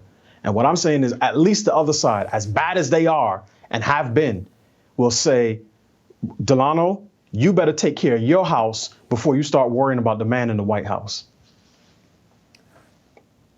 And I believe you said it this way in the column, or I'm confusing conversations we had, but it's like they're discipling white people and wondering why they're not getting better results from black people. Literally, like the left and Dr. and Al Sharpton and Jesse Jackson spent all their time discipling. We're going to teach white people how to behave better. And that, again, as a Christian, you disciple your own, what's in your house, your kids, blah, blah. And so, but I do want to go back for this point of clarity that Dr. King, if you really go back and analyze, and well, I don't want to say if you really, my interpretation of Dr. King, my understanding of Dr. King, if we looked at what he was preaching and advocating, what he's most known for, it wasn't about bringing people to Christ. His solutions, when he went to Washington, D.C. to give his most famous speech, I have a dream, is what he said. And his next words weren't that one day we'd see the kingdom of God here, Jesus Christ here on earth. He talked about what he dreamed and what he thought, and he went to the most political space in America, the capital of this nation, Washington, D.C. And so his primary message, what he focused were political solutions, not a spiritual solution. Again, he may have made reference to like, hey, if we all become better Christians, things will improve. That may have been part of his message, but what he centered was politics. And so his heirs have centered politics. I would even say, and so I don't think Dr. King was really into racial idolatry. I think his heirs embraced racial idolatry. And then if I go look at Louis Farrakhan, his highest moment was in our nation's capital, same place as Dr. King. They both end up at the same place. It's almost funny now, if you follow anything Louis Farrakhan says in more recent years, he talks far more about Jesus Christ in the last 5 years than he ever did previously. And so I would love for him to confess and say, man, I spent 40 years promoting the wrong thing, and these last 5 years before I check out of here, I'm going to actually promote the King of all kings, because, and people don't want to hear it, they don't pay attention, but the guy talks about Jesus a lot. I'm not saying that to promote him, those are facts about what he's actually doing.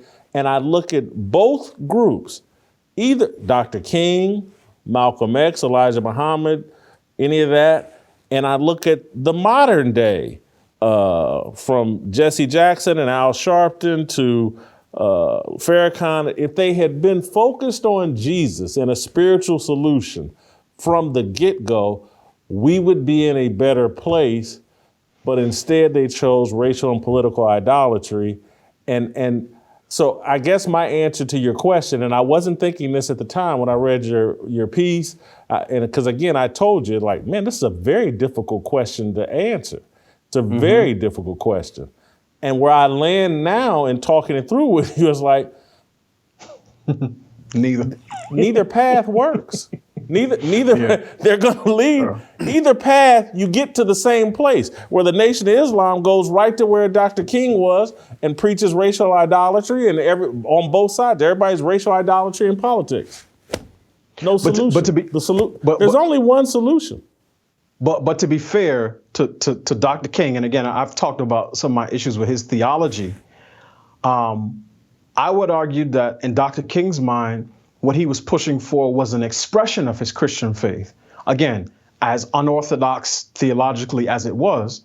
And here's what I would say in his defense, is that the pro-life marchers who have been showing up on the National Mall basically every January for, let's call it the last 50 years for the March for Life, they are not necessarily, preaching a sermon, but they would say our advocacy for the unborn springs from our faith commitments, and whether those be Catholic or Protestant, or some people would say, I'm of no particular spiritual faith, but I believe in logic and reason, and I believe that human life is important. They would say that is why we come to the March for Life.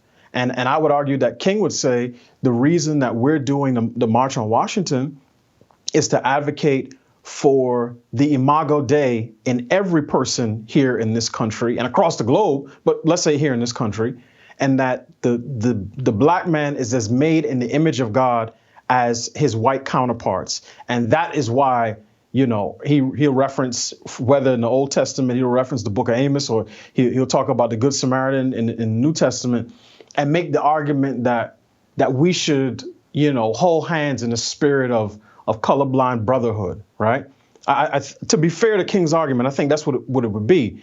Now, I agree with your point, which is both camps ended up in the same place, because I don't think that whatever faith commitments that they had, I think ultimately were superseded by their social and political commitments.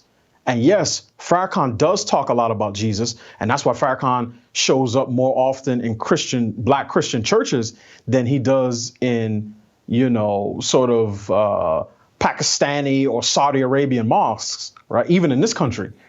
But that being said, the Christ that Farrakhan talks about is as created a Christ as the other Black liberation theologians, right? It's about the Jesus that comes to break the back of white supremacy and deliver Black people into the promised land and to finally make us a nation and to so on. Like that is the Christ of his creation, which I would argue is just as idolatrous as the Christ that the Klan talked about, that wanted to purge, America of the dirty Jews and the dirty Blacks and make this, a pure white ethno state. So there's idolatry all around.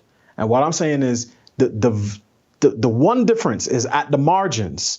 So if we can agree that there's the Venn diagram, there's a lot of overlap as it relates to racial idolatry. At the margins on one side, you have people who are at least willing to say, Black man, Black woman, you need to do X. And I brought up March for Life. This is a perfect example. There's no way you're going to hear Louis Farrakhan arguing that a woman has a right to kill her offspring. He is not doing that. He's not going to be like Joe Biden, who shows up at Howard University and starts telling the Black graduates there that they need to push for more abortion rights and they need to fight for quote unquote transgender kids to get, their genitals cut off and for them to take puberty blockers. You're never going to hear that from a disciple of Malcolm X. Now, they may not say it for different reasons. They may say, look, it's stupid of people who think that they're living in a white supremacist state on the verge of racial violence to kill 1/3 of their potential soldiers and to disarm all the rest of their current soldiers. That's dumb. So we're not going to do that. Now, that's how they would get to, that's how they would square their views on abortion and sort of gun control. But on the left, they have the Democratic Party has convinced Black folk that white supremacy is the number one existential threat facing us. And the person who says that is a man who is old enough to have eulogized an exalted Cyclops in the Ku Klux Klan.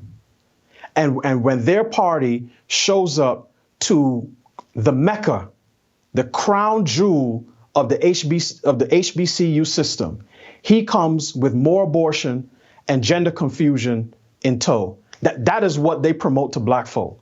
So it's always kill your baby and confuse the ones that get here and never build a strong Black family and strong Black communities. What you just argued is why I point the finger of political idolatry at MLK. And it's because, again, he centered political solutions over salvation through Christ. And so that's how you get a group of people that go to church, call themselves Christians, and think that, hey, the Democrat Party is pro-killing babies in the womb and pro-killing your babies in the womb. Mm-hmm. Really. But you still think, you don't think, well, that's politics, that's over here, religion is over here. We've been separated from a biblical worldview. We have a political worldview. That's what drives us constantly. And the Bible is something, it's an insurance policy. And again, it costs more to buy a car than it does to insure a car. And so we bought the car, the Democrat Party, and we buy insurance, Jesus Christ, and we pay a little bit of money to have that insurance. Well, if this car wrecks or something goes wrong, I got insurance. And so we've put Jesus on the back burner because MLK did that. The Nation of Islam, Jesus is a non-issue, and he isn't even, and particularly at that time, isn't even worth talking about. He's some white guy that, they've made up and front and centered. And so I'm just repeating myself, but it was a very interesting column, and it's provoked 2 days of thought within me to where I finally feel like I've reached a conclusion. Both paths, as I think, if we had Virgil on here, Virgil would be like, yeah, what do you think? Of course that's where, but either path was working, blah, blah, blah. What took you so long to get here, Whitlock? There's a reason we took MLK off the wall. I will say this, just because I obviously 100% agree that as you always say, there are no political solutions to spiritual problems, and this was a spiritual problem from the start. So I think that's the baseline. And I'm not nearly as familiar with the work of MLK or Malcolm X as either of you, but just listening to how Delano broke down each of their philosophies, it seems like there are big holes in each, just on a secular level. And one would be that MLK and his political solutions did not call for the personal responsibility needed to execute what he hoped for. But then Malcolm X, on the other side, he's anti-racial harmony. Well, how much good can you, even if you have personal responsibility, if you're only 13% of the population, how much can you actually prosper with the rest of the population being your enemy?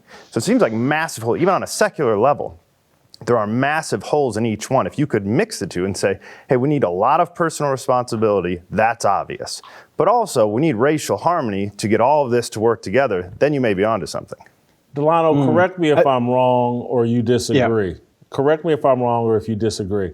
I think MLK and that generation were coming from a point of view that, hey, we are personally responsible.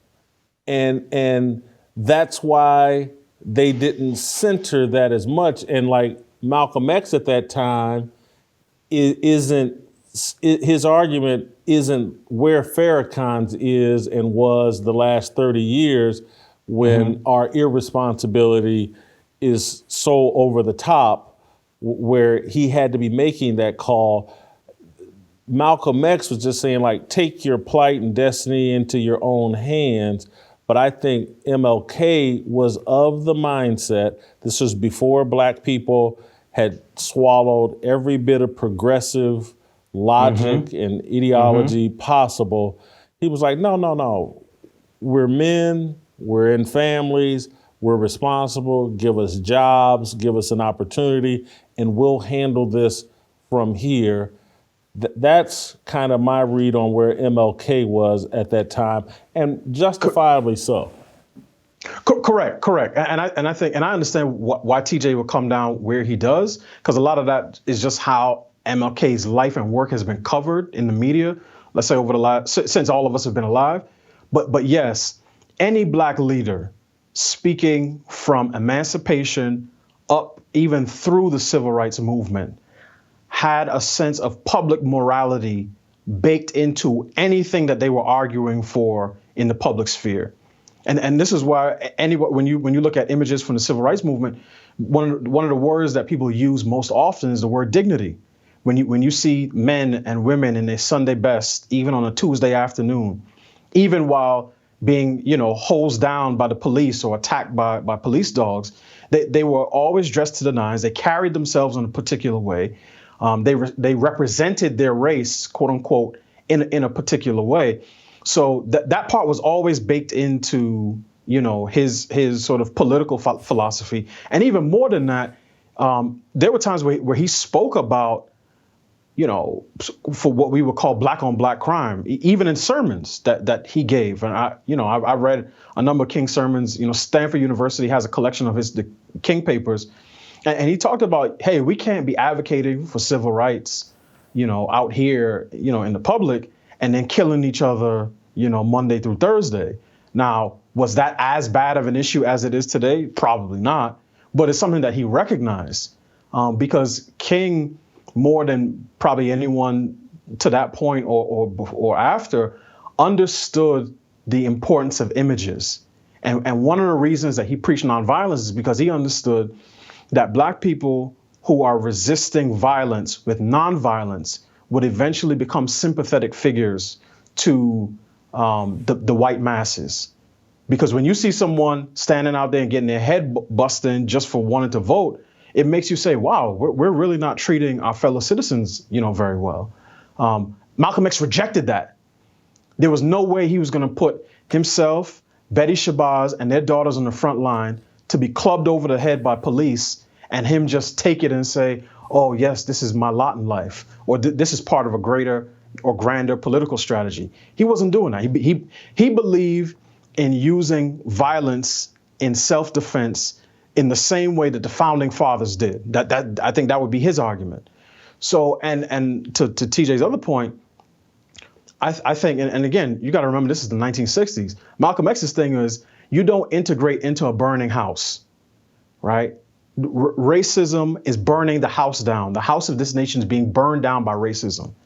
So us trying to get into that house as it burns doesn't make sense. We need to build something better over here. Now, ultimately, we've seen how racial, sort of issues and race has evolved over the years. And I would certainly say we're in a much better place than we were in the 1960s. But I will say this. There are numerous examples in world history where a hated minority has thrived in a country for a time because they typically have strong families and they control some type of industrial base. Whether this is the East Indians, I want to say in Uganda, or even to some extent, and I wouldn't say Asians are necessarily hated in this country, but in terms of the major demographic groups, Asians, generally speaking, have zero political power, zero. But they dominate industries. They come to this country. They set up businesses, whether that's a nail salon or a Chinese restaurant. And they have super strong families with very, very strong moral requirements on their members. And this is why an Asian kid feels ashamed to bring home a B+ to his parents. Now, in other communities, white, Black, Hispanic, whoever, there's some parents that say, oh my gosh, Jimmy, you did so great. But for kids in the Asian community, you get a B at Cornell and some of these kids are jumping off a bridge to their death. So it's possible to be a hated minority. Is that a long-term strategy? No, it is not. And I am not going to discount the work of Dr. King in the civil rights era because I like being able to live wherever I want to. Malcolm X's point would be that if you see living among your own people, so to speak, as failure and moving to a white community as success, then you have taken the floor of equality and you said, no, what it really means to achieve something in America is to be where the white people are. And that is as much an example of racial idolatry as anything that, either group would have preached from the 1960s on. Thank you, D. Great job. Thought-provoking guys. column. Great conversation. Go to fearlessblazetv.com/fearless. Use the promo code fearless, and you can save $10 on your yearly subscription. More Fearless next.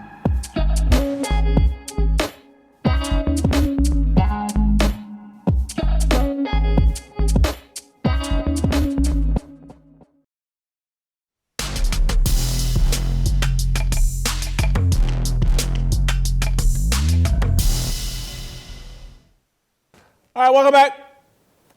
Let's roll out to North Carolina, bring in Shamika Michelle. A few topics I want to cover with Shamika. First and foremost, there's a trans singer, Kim Petras, I believe is her name. She's on the cover of Sports Illustrated's swimsuit issue.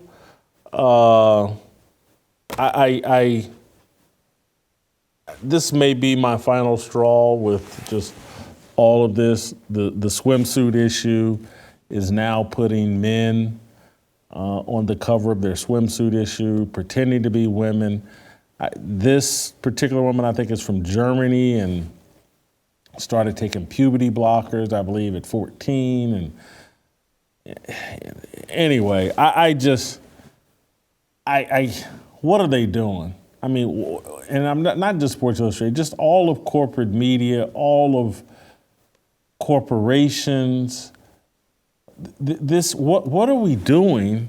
And so I need Shameka to make it make sense or make it, I don't know, help me understand how we got here, why we got here. What are they doing that I'm just rambling, but I don't get this. Yeah, I don't know if anything I say today will actually help people who are just attracted to white women. You may just find yourself with a man that you think is a woman singing My Ding-a-ling, because the things that I've noticed mostly pertain to Black women. I will say that on this cover, I noticed that this man doesn't have a waist. So that's a clue. I noticed that his hands look like he could palm a basketball. So that's another clue. I think we have to look for things that don't really line up with traditional women. You know, when I talk to Black men all the time, I say you can actually figure out if you go after a natural looking woman. What I have noticed is that women tend now to dress like drag queens. When I sit down in anybody's makeup chair, the first thing I tell them is, don't have me looking like a drag queen, because they do all of this face contouring that women don't need. Normally, our chins are a little more rounder. They're not as, our jaws aren't as square, but you have women now who have gotten all of their makeup tips from men, and that's why you see them with these long, extremely long eyelashes. I won't tell you what they're actually called, Jason, but they are called something.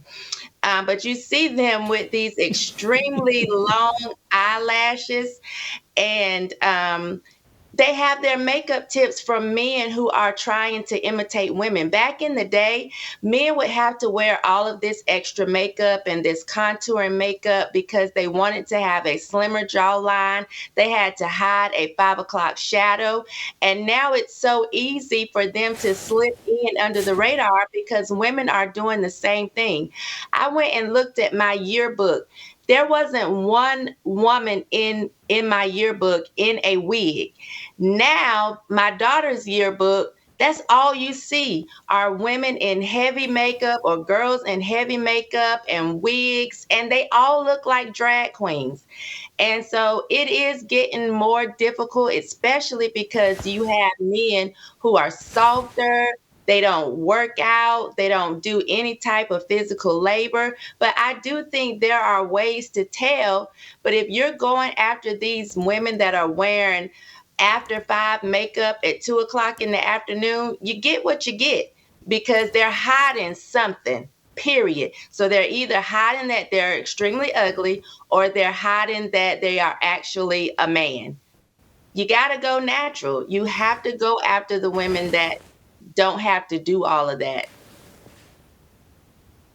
I'm saying this not to be disrespectful of the person I'm about to reference, but it's funny when you make the point about the eyelashes thing, because that's what I noticed during the women's college basketball tournament, is that there were several of these, I would have to say, Black players, Angel Reese being one of them, with these extra long eyelashes. And I've heard people call it glamorous or feminine. And I don't like it. It's almost like the extra long fingernails thing, which are fingernails on a chalkboard to me. It's, you know, I can't stand long fingernails on women. And any man I see with long fingernails, I'm very suspicious of. It's just, it's like, this dude must do a lot of cocaine. Why else he got these? He does cocaine, or he's got a little secret he don't want to tell us about.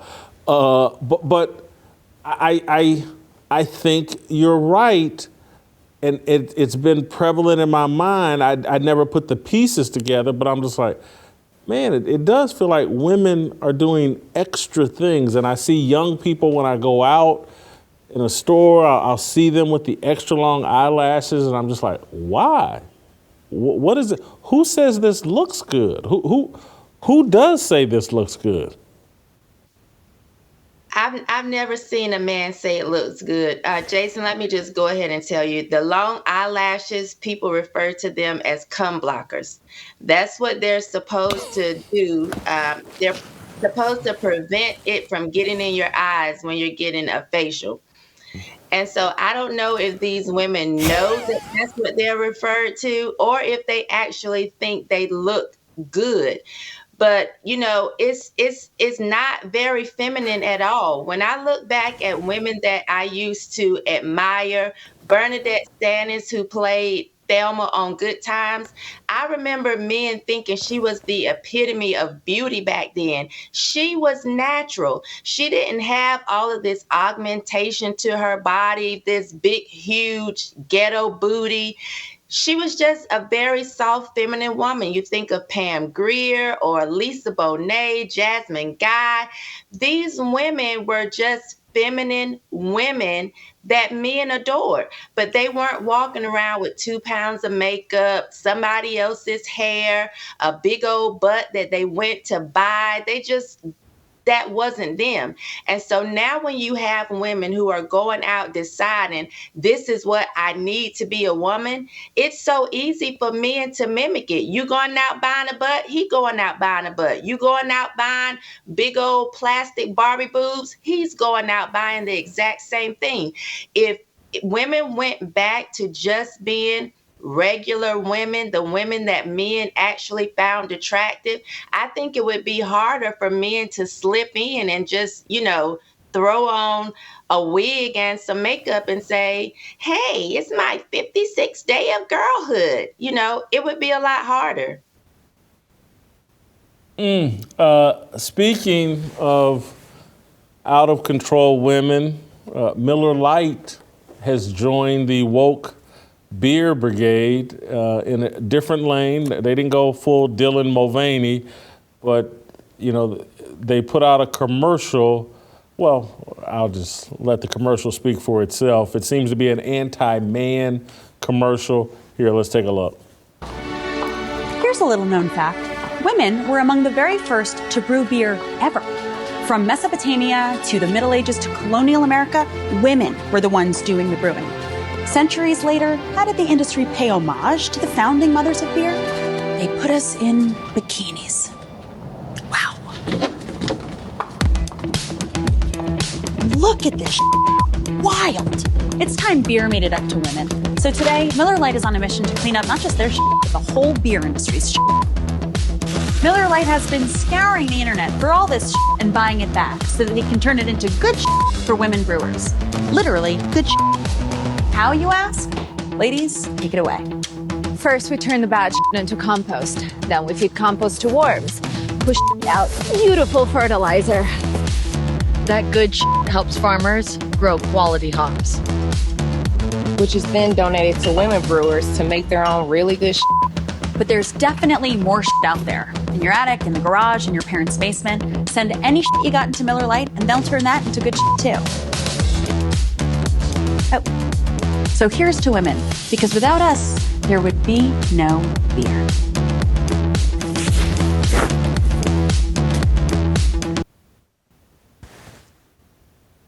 This just furthers the narrative and the belief that men have just exploited, taken advantage of women, and that we owe women reparations. That is the message being pushed by all corporations, by all the popular culture. I completely disagree with it, but that is the mindset that's being pushed and is popularized, and men are running around. And I'm going to start with you first, TJ. Men are running around believing they owe women 40 acres and a mule and everything else, reparations. I don't know if I agree that men actually believe that. I just think men are cowards, and they're told things and they say, oh, okay. And they're passive, and year by year, the testosterone in every man drops, and in every generation, it's worse than it was, and there are no men left. And so, you know, if you're a passive person and somebody tells you something, you say, oh, okay, whatever you say. And that's today's man. I don't know any men, I don't know any normal men that if you tell them, hey, what'd you do to those women? What are you doing to hold those women down? And what do you owe them?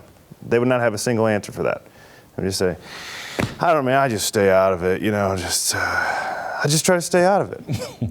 Happy wife, happy life. Yes. And that's actually a bigger problem than somebody who would be convinced. Because somebody who's convinced is at least engaged in the issue. And now you can have a conversation about it. But somebody who's totally indifferent, well, there are a few people who are engaged, and they apparently own all of the corporations, because I haven't seen any anti-woke corporation, right? There are a few of us. We just did an anti-woke comedy here. The Daily Wire has done some anti-woke things with Jeremy's Razors and all that. But as far as the mainstays, it's Miller Lite, Bud Light, whatever, who's come up and actually done something manly? Well, the old Bud Light commercials, and by the way, I didn't like these either because they are, they don't line up with our values. But at least once upon the time, they were like these normal man things where you're like, you know what we like? We like beer, football, and boobs. That's pretty much what their commercials were. And that was, you turn it on and there's a bunch of girls in skimpy outfits, similar to what Miller Lite was making fun of. And you're like, everybody sort of shrugged and said, that is what dudes like, but at least, we should try to stay away from that. But it's true, that is what dudes naturally like. And today, all of that's evil, and men just shrug and they're like, I guess we've been holding women down. Yeah, whatever you say. Anyway, can you just leave me alone? I need to go back to my cell phone. Shamika, we owe you guys reparations? No, and actually I joke with one of our followers or somebody that watches the show that I am a certified woman hater. So let me just go full woman hating right now. I wish they would sit down. The title that women should most aspire to have is wife. And then mother. I am sick of them feeling like they have to take responsibility for every other thing on the planet. It doesn't take much research to come across the thought that beer was made by mistake. Then secondly, it wasn't industrialized by women. So this idea that men just took something that women were making and selling and profiting from, and they took it over and threw women in bikinis, it's a lie. And I'm sick of women and their lies acting as if they actually are responsible for the modern world that we live in. Like they just built everything. We can't even get women to kill bugs or to go out into the sewer. Stop this foolishness with trying to make us think you created civilization. It is a lie. What you're good at is being a wife and mom. Get back to that. And maybe we would have a little bit more sanity and peace in the world today, because we see that they are ruining everything with this empathy, wanting to include everybody.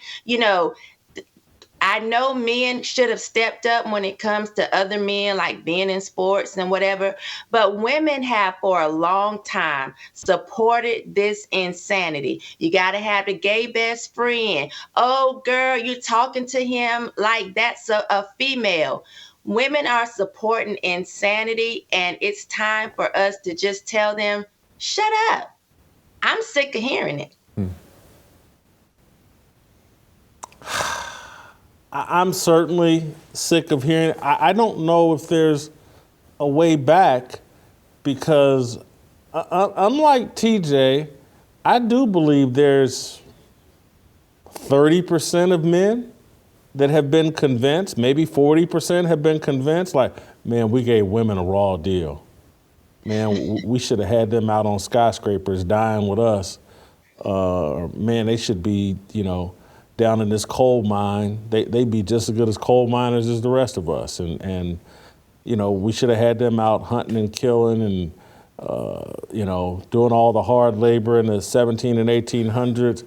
We gave them a raw. I believe that there's a good segment of men that have bought this garbage that, yeah, women are victims of our sexism and exploitation of them. Shamika, do you think I'm right that there's some that actually do believe it?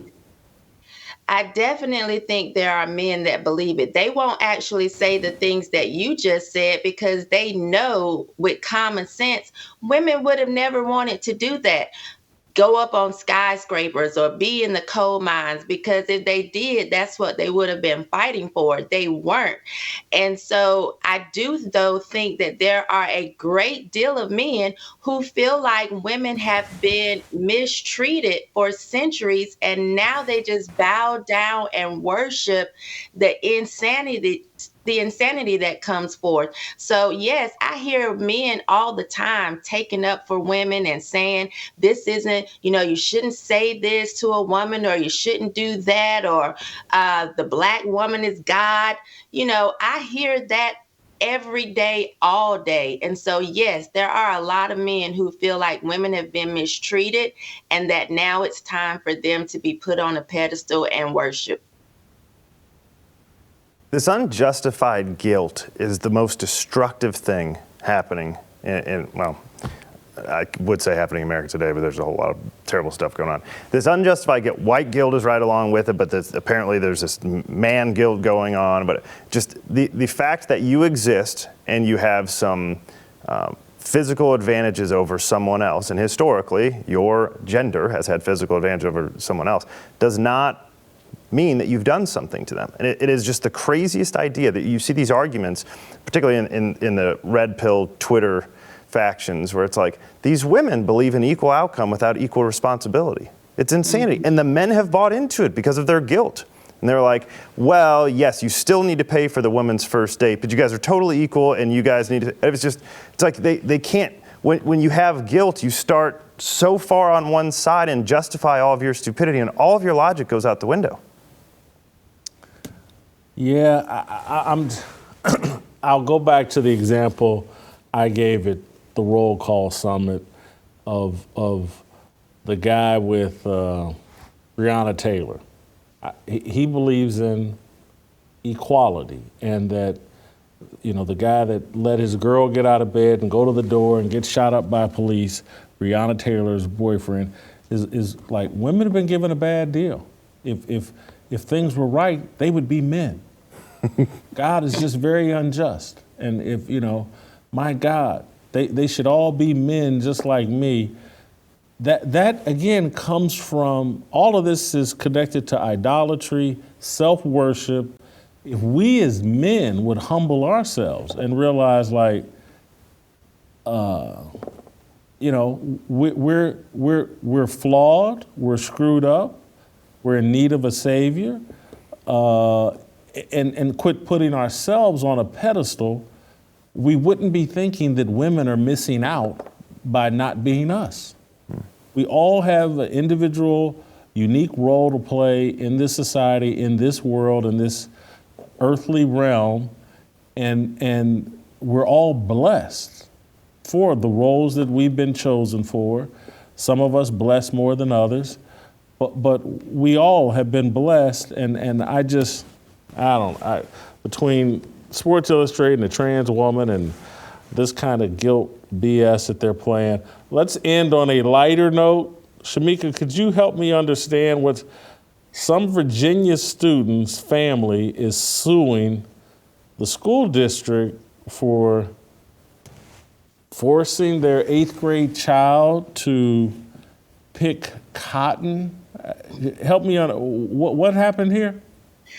This is the craziest crock of crap I have seen in a long time.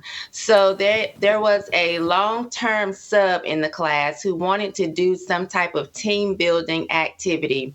What's on the list for district approved games is this cotton. It's called, it's not even called picking cotton.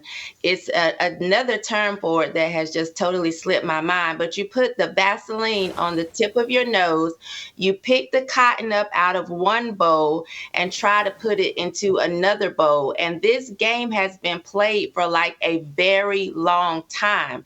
You can go back and see videos from like 10 years ago where people are playing this game. And so the little boy went home. Well, he claims that he felt uncomfortable because he didn't want to play the game. And the teacher was looking at him as if he should participate because she asked for volunteers. And so he did it even though he didn't want to. He went home and told his mom, who made a really big deal out of it and just supported the foolishness. And then he started to say, I didn't know much about the history of Black people and cotton, but once I found out, I felt even worse for playing this game. I mean, it's really silly. And what it seems as if this guilt that TJ is talking about, Black people are really using this to their advantage a lot of times when it comes to cases like this, because it wasn't racist 10 years ago when other students were participating and playing it. It's a very popular team building game. And I think a lot of people are just now looking for a payout, looking for a quick come up, looking for reparations in every way they can find it, because this is just silly to me. And the school said that other students, he's the only Black kid in the class, but other students also played the game. But they want $10 million. It's called nosedive. Nosedive. Nosedive. Minute to win it. Nosedive. There it is. Minute to win it? That's whatever. It's just called. You got a minute to do it, and it's just the game's called nosedive. You got to get as many cotton balls from the ground into the bowl as you can in a minute. Yes. I'm just confused. Does this kid not wear cotton shirts? Do you wear cotton at all? If you see a cotton field, what do you do? I'm trying to figure out how. Let's say if they had all went outside and picked cotton, and trust me, this 8th grade child has no knowledge, no experience. He doesn't know that picking cotton means anything. And even if he's told in the aftermath, what's the long-term damage? This is what baffles me about all of this, being my age at 56, where I did actually experience some overt racism or whatever, verbal racism. What's the long-term ramifications? Again, I can remember walking home from the shopping mall to my home, some kids drive by, N-word. I don't know what the long-term ramifications are. I didn't experience them. It frustrated me 30 seconds. And then we just kept walking, me and my friends, and we went home and I had dinner and I played basketball and football, and I just kept going on with life.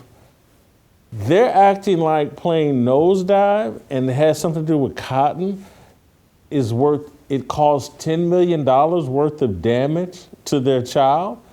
This is, we spend so much time, and I've had conversations with like good people that their kids are in school and everything has been so racially heightened that anything that they experience, it's a big deal and how dare the school have this or that. So, and I'm like, hold on, in comparison to, your kids are sitting home watching some Disney cartoon that's trying to convince them to be non-binary and trans this and trans that, and you're worried about something insignificant that your kids will forget something that... It's child exploitation. And I've told you this story before. We experienced this with my daughter. When she falls down, if somebody who hasn't been told to do it the way we do it runs over and acts like it's a big deal, she cries her eyes out. And if I go over there and say, you're fine, get up, she doesn't cry. Right.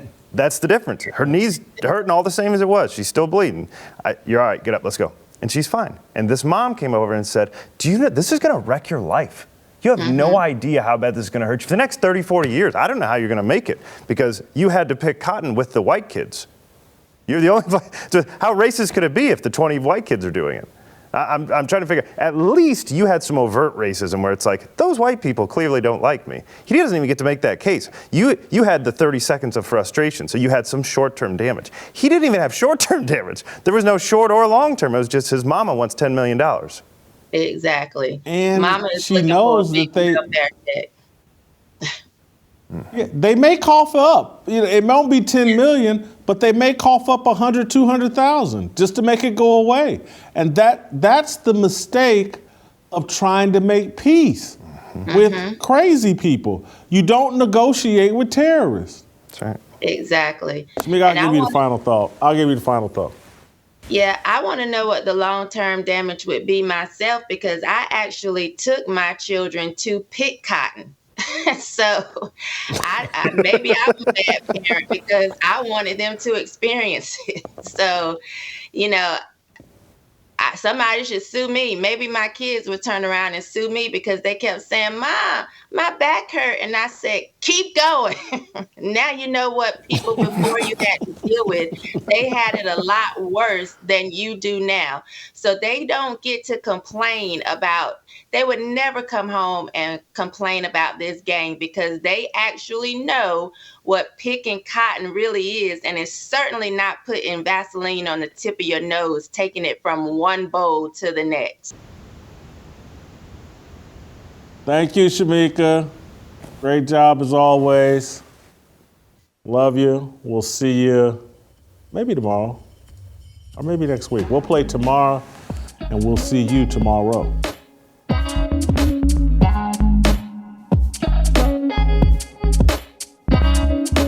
Waiting for the countdown, coming off the breakdown, standing in line for freedom. Looking for a breakout, feeling like a standoff, nothing in life like freedom. Came like a fighter, striking like a ladder, making all these moves for freedom.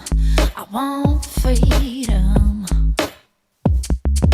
No negotiation, my sister, no relation. We all just wanna have freedom. Sitting on the corner, never been alone. I'm breaking my back for freedom. Blessed, we are living, get back. We are receiving, all deceiving. We all wanna be free.